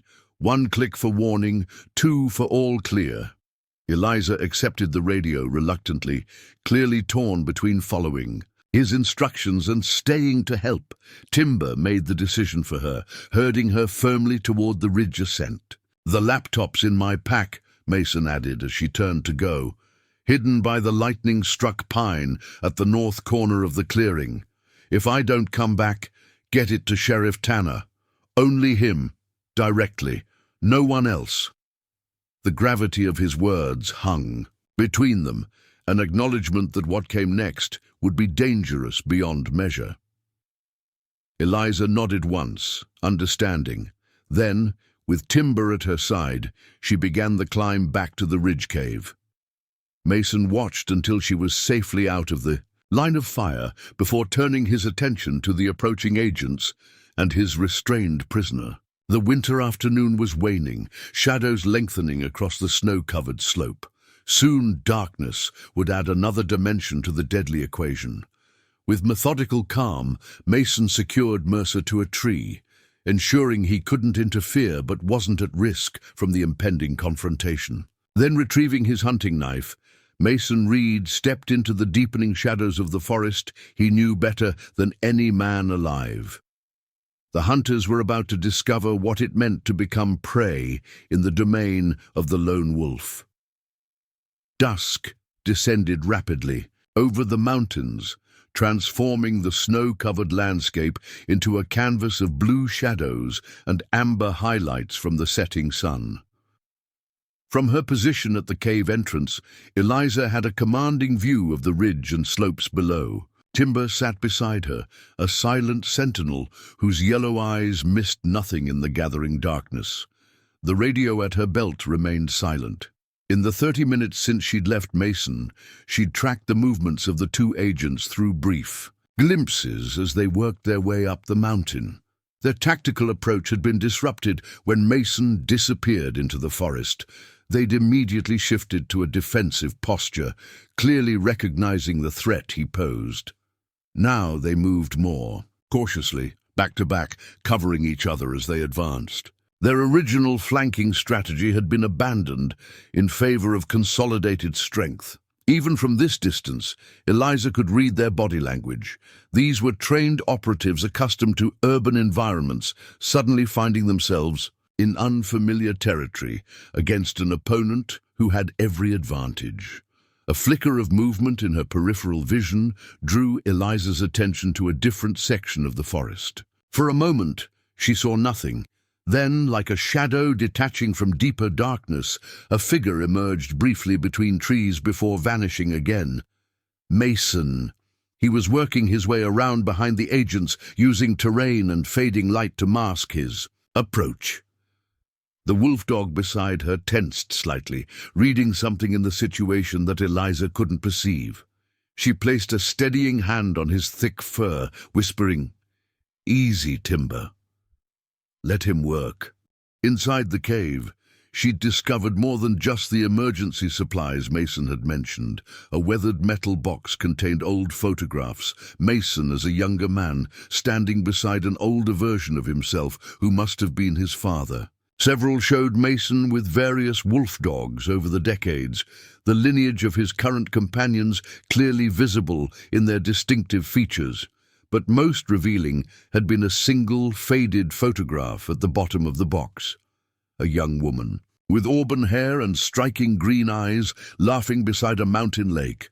On the back, in neat handwriting, Catherine, Bitterroot Lake, July 1993.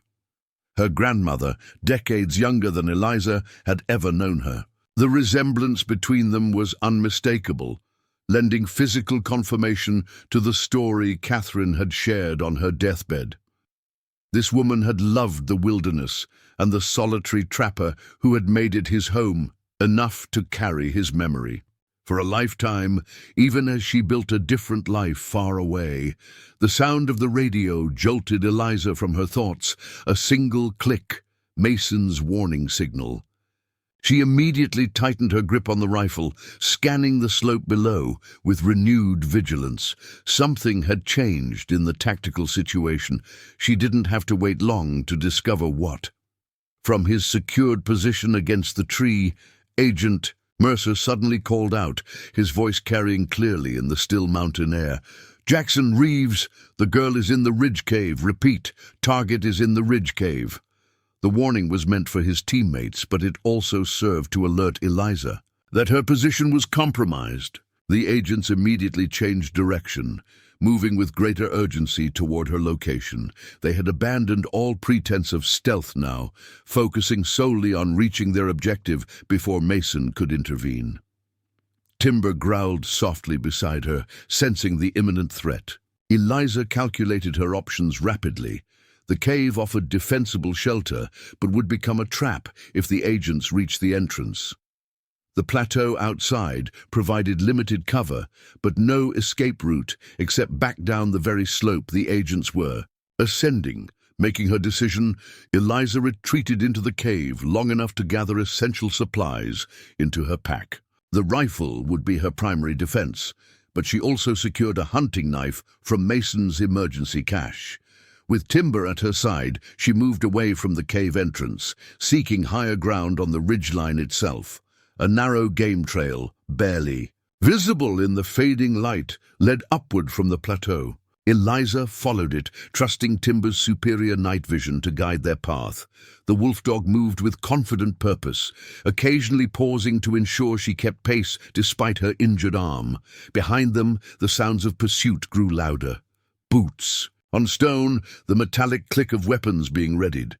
Eliza increased her pace, pushing through fatigue and pain. The trail steepened, requiring her to use her good arm to pull herself up in places, the rifle slung awkwardly across her back. They reached a natural overlook just as full darkness descended over the mountains. Below, Eliza could see flashlight beams as the agents reached the cave entrance. Their voices carried faintly, terse commands and tactical communications as they discovered the cave empty. From this vantage point, Eliza had a clear line of sight to the plateau. If forced to use the rifle, she would have the advantage of elevation and concealment, but her instinct was to avoid confrontation if possible, to remain hidden until Mason could neutralize the threat. That plan dissolved when one of the agents emerged from the cave and immediately began scanning the ridge with a tactical flashlight. The powerful beam swept across the rocky terrain, methodically searching for signs of her passage. It was only a matter of time before they discovered the game trail. Eliza pressed herself flat against the rock face, momentarily out of the lights. Reach. Timber had already positioned himself deeper in the shadows, his dark coat blending perfectly with the night. The radio at her belt remained silent. No signal from Mason. The beam of light found the beginning of the game trail, paused, then started to track upward. Eliza knew she had seconds before it reached her position. Drawing the rifle forward, she prepared to defend herself if necessary. Just as the light was about to expose her hiding place, a strange, eerie howl echoed through the canyon, not from nearby but from somewhere deep in the forest below. The agent's flashlight immediately swung in that direction, momentarily diverted by the primal sound. Eliza recognized the howl, not Timber's voice, but Ash's. Mason was using his companion to create a distraction. The tactic worked. Both agents turned their attention toward the forest, communicating in terse professional shorthand about a potential threat from that direction. Taking advantage of their distraction, Eliza continued along the ridge trail, moving as silently as possible while maintaining distance between herself and the agents. Timber followed, his paws finding secure purchase, even on the treacherous terrain. They had traveled perhaps 100 yards when a sharp crack shattered the night's silence. A gunshot, followed immediately by a second. Eliza froze, heart hammering. The shots had come from the direction of the forest where Mason had been operating. For several agonizing seconds, absolute silence reigned. Then chaos erupted below. Shouts, another gunshot, the sound of something large crashing through the underbrush. Eliza strained to make sense of the confusion in the darkness. One of the agents had returned to the plateau and was shouting into a radio, apparently trying to contact his partner. The flashlight beam swung wildly as he moved, creating disorienting patterns of light and shadow across the mountainside. Then, with shocking suddenness, the light dropped to the ground and stayed there, still illuminated but now pointing uselessly at the sky. No further sounds came from the plateau. Eliza waited, barely breathing, unsure what had transpired. Had Mason neutralized the agent, or had something gone catastrophically wrong? The radio at her belt finally crackled to life. 2 clicks. Mason's. All clear signal. Relief flooded through her, though tempered with caution. 2 clicks meant immediate danger had passed, but not necessarily that the situation was fully resolved.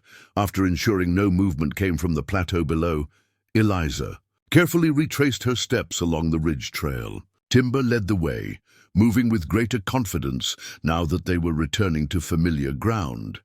As they approached the plateau, Eliza kept the rifle ready, unwilling to fully trust the all-clear until she assessed the situation herself. The flashlight still lay where it had fallen, creating a small pool of light in the darkness. "Mason," she called softly, not wanting to give away her position to any remaining threats. "Here." His voice came from near the cave entrance, pitched low but steady.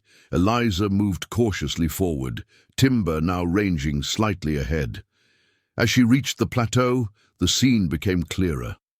One agent lay unconscious near the dropped flashlight, securely restrained with what appeared to be his own zip ties. Of the second agent and Mercer, there was no sign. Mason emerged from the shadows near the cave, moving with a slight favoring of his left leg that hadn't been present earlier. "Are you hurt?" Eliza asked immediately.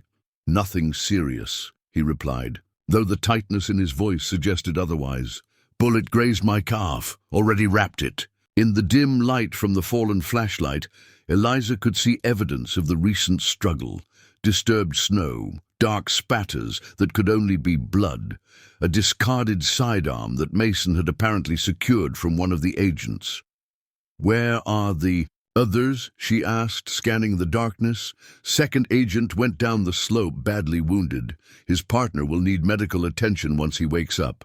Mason's tone was matter-of-fact, lacking any hint of remorse or concern. "Mercer broke free during the commotion. He's in the wind, probably heading back to their vehicles." "Which aren't going anywhere," Eliza remembered, recalling Mason's sabotage. "Correct. But he still has a radio, and if he reaches higher ground, he might get a signal out." Mason checked his watch, barely visible in the faint light. We have maybe a 2-hour window before reinforcements could possibly reach this area, assuming. He gets a distress call through. Eliza processed this information rapidly. What's our play? A ghost of a smile crossed Mason's weathered face, visible even in the poor light. The question and phrasing were exactly what he would have used, evidence of their shared blood despite decades of separation. We need that laptop, he said, and we need to get it and ourselves somewhere secure to assess what we're dealing with. He led the way back into the cave, where a small propane lantern now provided better illumination. Mason moved with the efficiency of someone accustomed to rapid tactical adjustments, gathering specific items from the emergency cache while leaving others. There's a Forest Service fire observation cabin about 4 miles northwest of here, he explained as he worked. Unmanned this time of year, but solid shelter, off any standard maps. I've maintained it unofficially for years as a secondary fallback position. Can you make that distance with your injury? Eliza asked, noting the blood-stained bandage visible through the torn fabric of his pants. I've covered more ground with worse, Mason replied simply. The question is whether you can. Your arm hasn't had time to properly heal, and you've already pushed yourself hard today. Eliza straightened, determination visible in her posture. I can make it, Mason nodded, accepting her assessment without argument. We'll travel light, essential survival gear only. I need to retrieve the laptop from its hiding place near the clearing. That means approaching my cabin, where Mercer is likely headed. We go together, Eliza said immediately. For a moment, Mason looked as though he might argue, then seemed to reconsider. Agreed. 2 sets of eyes are better in this situation. Timber will lead. Ash will guard our rear. They'll detect anyone approaching long before we could. As if understanding his role, Timber moved to the cave entrance, alert and ready. From somewhere in the darkness outside, Ash's answering whine confirmed his presence. Before departing, Mason knelt beside the unconscious agent, checking his restraints and vital signs. The man would live, though he'd wake with a substantial headache from the calculated blow Mason had delivered to disable him without causing permanent injury. What about him? Eliza asked. He'll be fine until his people find him, Mason replied.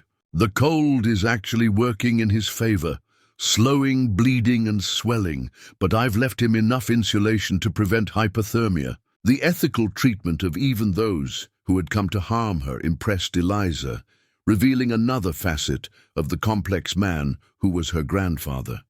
Mason Reed was capable of necessary violence when threatened, but retained a fundamental code that prevented unnecessary cruelty. They departed the cave under full darkness, navigating by starlight and the wolf dog's superior senses. Mason moved with surprising agility despite his injury, setting a pace that challenged Eliza without overtaxing her recovering strength. Their route down the ridge differed from her earlier ascent, a more gradual descent using natural features that minimized exposure while providing multiple cover positions if needed. Mason traveled with his hand, often resting on Timber's back, reading the wolf dog's muscle tension as an early warning system. When they reached the forest below, Mason paused, orienting himself with what seemed like an internal compass. My cabin is roughly half a mile southeast. We'll approach from the north side, using the creek bed for concealment. Eliza nodded, following his lead as they moved through the dark forest. The night had grown considerably colder, their breath forming dense clouds with each exhalation. The snow crunched softly beneath their boots, though they chose their steps carefully to minimize noise. After 20 minutes of cautious travel, Mason raised his hand in a silent command to stop. Ahead, barely visible through the trees, was the dark outline of his cabin. No lights showed from within, but that meant little. Mercer would operate in darkness if he had reached this location. Both wolf dogs had grown alert, heads forward, scenting the air. Their behavior confirmed Mason's suspicion. Someone was near the cabin. "Stay here with Ash," Mason whispered. "Timber and I will circle around to check the laptop cache. If anything happens, 2 short whistles means retreat. To the ridge cave, 3 means come to my position." Before Eliza could protest, he had melted into the darkness with Timber at his side, leaving her with the equally imposing but slightly smaller Ash. The wolf dog pressed against her leg, a reassuring presence in the cold darkness. Minutes passed, with agonizing slowness, as Eliza strained to detect any sound or movement from the direction Mason had gone. Ash remained calm beside her, which she took as a positive sign. The animal would certainly react if his master were in danger. A single, sharp whistle pierced the silence, Mason's signal that he'd reached the cache. Eliza tensed, waiting for the next communication. Long seconds stretched into nearly 2 minutes of complete silence. Then, faintly, came 2 short whistles, the signal to retreat. Something had gone wrong. Eliza hesitated, torn between following Mason's instructions and going to his aid. Ash made a soft, whining sound, clearly detecting her indecision. The wolf dog's ears were pricked forward, his body language suggesting alertness but not alarm.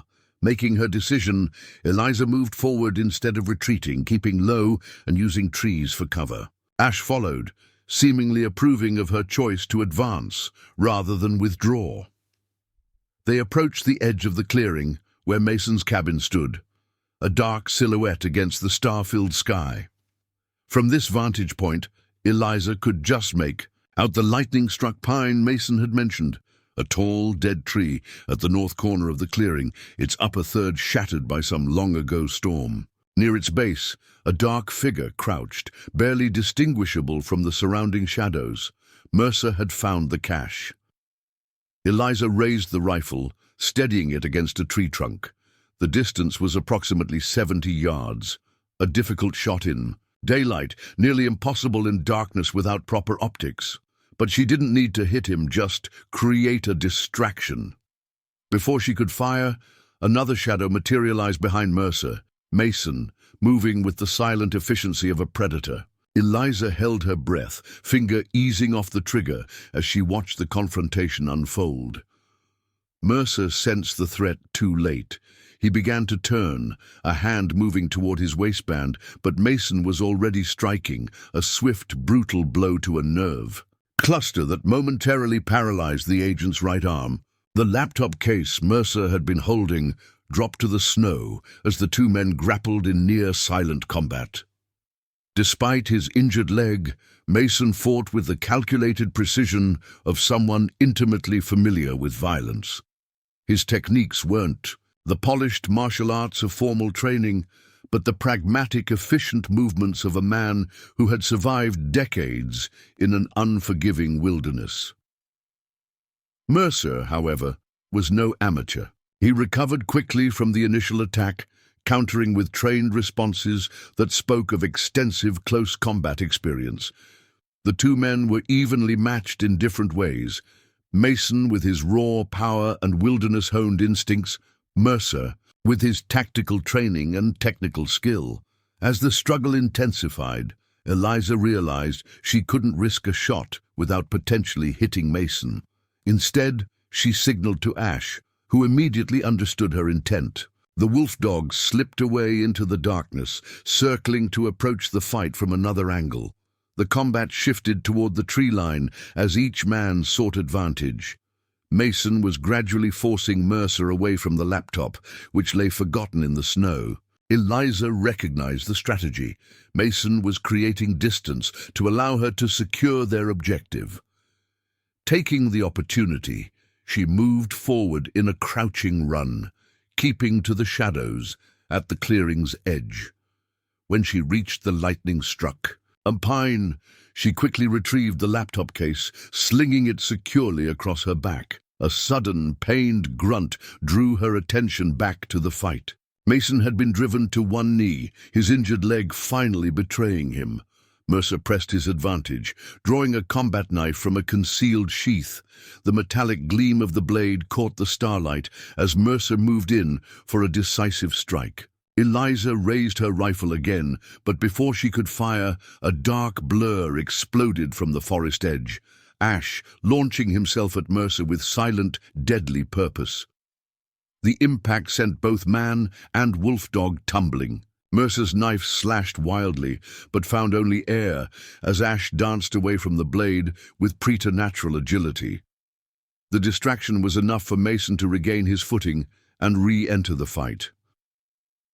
What happened next occurred with such speed that Eliza could barely process the sequence. Mercer, recognizing the changing odds, made a desperate move, hurling his knife directly at Mason while simultaneously drawing a concealed pistol from an ankle holster. The blade caught Mason across the forearm, drawing blood but failing to disable. As Mercer brought the pistol to bear, Mason closed the distance with a surge of speed that belied his injuries. One hand deflected the weapon, while the other delivered a precise strike to Mercer's throat, not enough to crush the windpipe, but sufficient to temporarily stop all breathing. Mercer dropped to his knees, the pistol falling from nerveless fingers as he clutched at his throat, struggling for air. Mason kicked the weapon away and stepped back, his own breathing labored from exertion. "Secure the laptop," he called to Eliza, his voice carrying clearly in the night air. "We need to move immediately." Eliza emerged from the shadows, the laptop case already secured across her back. "Got it. Are you all right?" Mason was examining the knife wound on his forearm, which bled freely but didn't appear life-threatening. "I'll manage. This isn't over yet." As if confirming his words, a new sound reached them, the distant but unmistakable thrum of helicopter rotors, still miles away but approaching. Somehow, despite Mason's sabotage efforts, a distress call had reached the outside world. Reinforcements were inbound. Mason quickly secured Mercer with the agent's own restraints, ensuring he could breathe but not pursue. The man glared up at them with cold hatred, no longer maintaining any pretense of being there for Eliza's protection. "Enjoy your temporary advantage," Mercer wheezed, his voice raspy from the throat strike. "When my team arrives, there won't be enough left of either of you to identify." Mason regarded him dispassionately. "We'll be long gone by then." He turned to Eliza. "Change of plans. The fire observation cabin is too obvious a destination now. We need to disappear completely."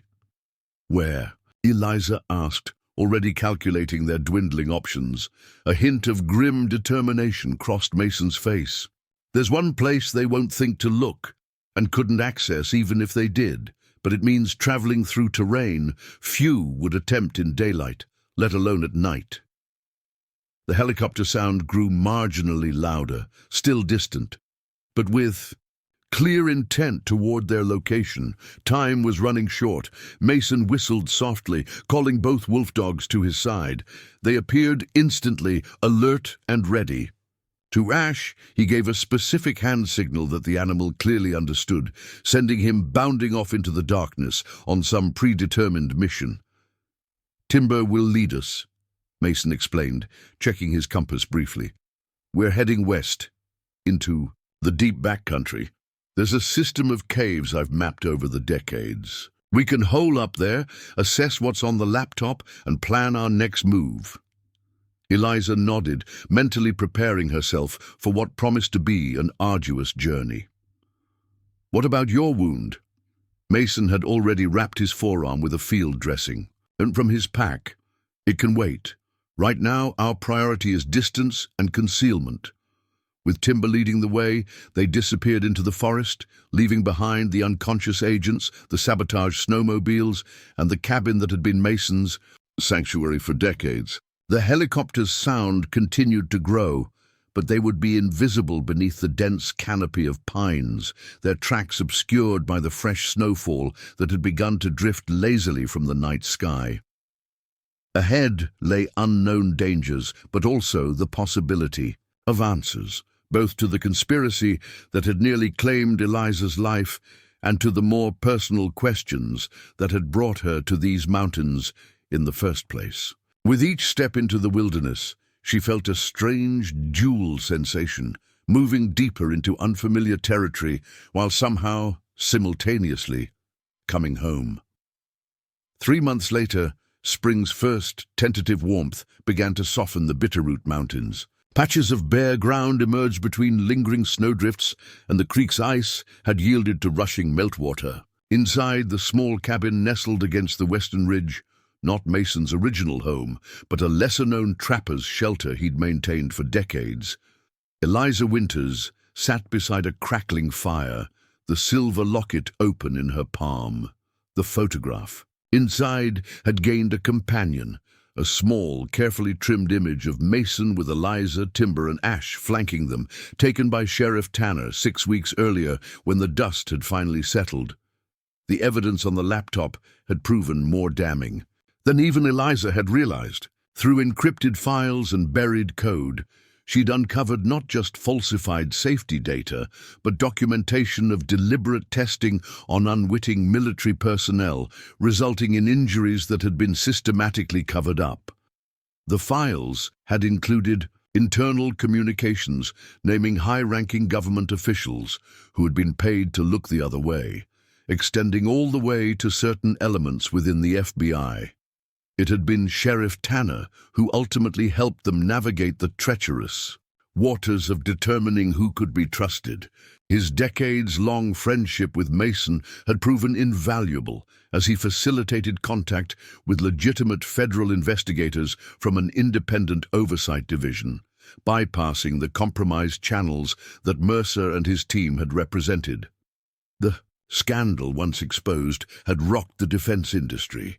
Morgan Reese Technologies' stock had plummeted, its executives facing federal charges, its government contracts suspended pending comprehensive review.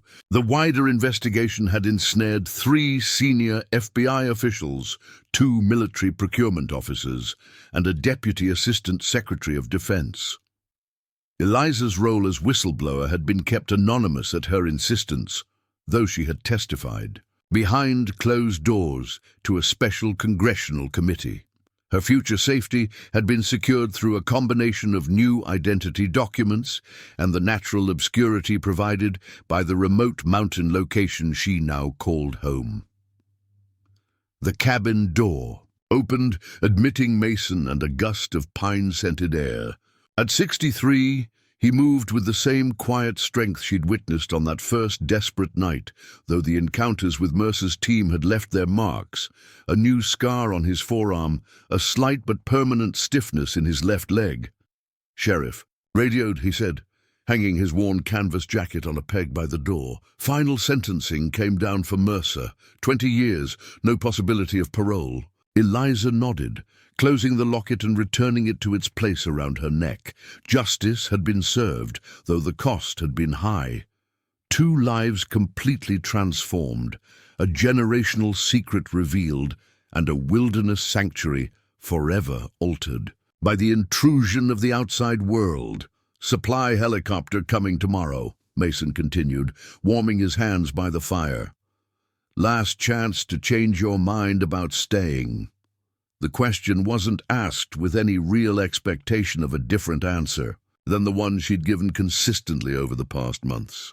Eliza had adapted to mountain life with surprising ease, her urban skills complementing Mason's wilderness knowledge in unexpected ways.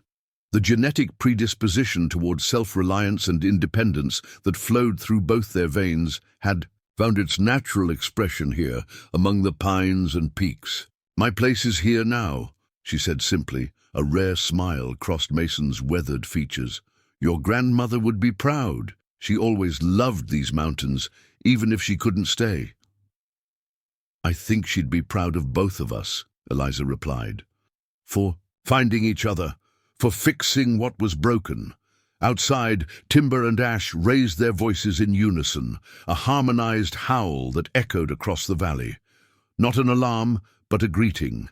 They detected the approach of someone familiar. Minutes later, Sheriff Tanner appeared at the tree line, leading his horse through the melting snow rather than riding. "Thought I'd deliver this in person," he called as he approached, patting a leather saddlebag. "Too important for the regular supply drop." Once inside, he produced a sealed envelope bearing Catherine Sullivan's handwriting, the final piece of correspondence from Eliza's grandmother, entrusted to her lawyer with instructions to deliver it only after certain conditions had been met. With slightly trembling fingers, Eliza broke the seal and withdrew several pages of elegant handwriting. She read silently for several minutes, tears gathering but not falling. When finished, she handed the letter to Mason, who accepted it with equal reverence. The words told the story they'd pieced together in fragments over the past months, but with new details that filled crucial gaps. Catherine's discovery of her pregnancy just days before her planned return to graduate school. Her agonizing decision to leave without telling Mason, believing his commitment to the wilderness life would force him to choose between his calling and his child. Her decades of regret as she realized the choice had never been hers to make. The final paragraphs spoke directly to them both, as if Catherine had somehow foreseen that they would eventually find each other. To my beloved granddaughter and to Mason, the only man I ever truly loved, I leave you my deepest apology and my most fervent hope, that in finding each other you might forge a connection that transcends my mistakes. The silver locket was always meant to return to the mountains, just as a part of my heart never left them. Mason, the life we might have shared exists now only in dreams, but through Eliza, something of us both continues. Eliza, in finding your grandfather, you have found the missing piece of yourself, the wilderness heritage that called to you even across generations. Together, you are my legacy and my redemption. Sheriff Tanner quietly excused himself, sensing the privacy the moment demanded. After he'd gone, Mason and Eliza sat in companionable silence as afternoon light filtered through the cabin windows, illuminating dust motes that danced like memories given physical form. "I've been thinking about the North Ridge property," Mason said finally. "Good location for a second cabin, better visibility, access to the high meadow for summer hunting." Eliza understood the unspoken meaning, a place of her own, close enough for connection, but separate enough for independence. The Cathy, perfect balance for two people who shared blood and temperament, who had found each other against impossible odds. "I'll help you scout it next week," she agreed. As dusk settled over the mountains, Eliza stepped onto the porch, Mason beside her, the wolf dogs alert at their feet. The silver locket caught the day's last light, gleaming momentarily like a star. Brought down to earth, below the valley stretched into deepening shadow, above peaks still glowed with sunshine's lingering touch. This was her legacy now, not just Catherine's DNA or Mason's blood, but this wild place that had nearly taken her life before ultimately saving it. The wilderness that had forged Mason Reed had recognized something of itself in Eliza Winters, calling her home through time and distance, through secrets and silvered photographs, through blizzard and danger and revelation. She had journeyed to these mountains seeking answers about her past. She would remain because she had found her future. As if sensing her thoughts, Mason placed a weathered hand on her shoulder, the simple gesture containing decades of unspoken emotions. No words were needed between them now. Like the ancient pines that surrounded them, they had weathered their storm and emerged scarred but standing, roots intertwined beneath the surface, stronger together than apart. The wilderness had claimed them both in different ways across different generations, and in that claiming had ultimately set them free. Up next, you've got two more standout stories right on your screen. If this one hits the mark, you won't want to pass these up. Just click and check them out. And don't forget to subscribe and turn on the notification bell so you don't miss any upload from us.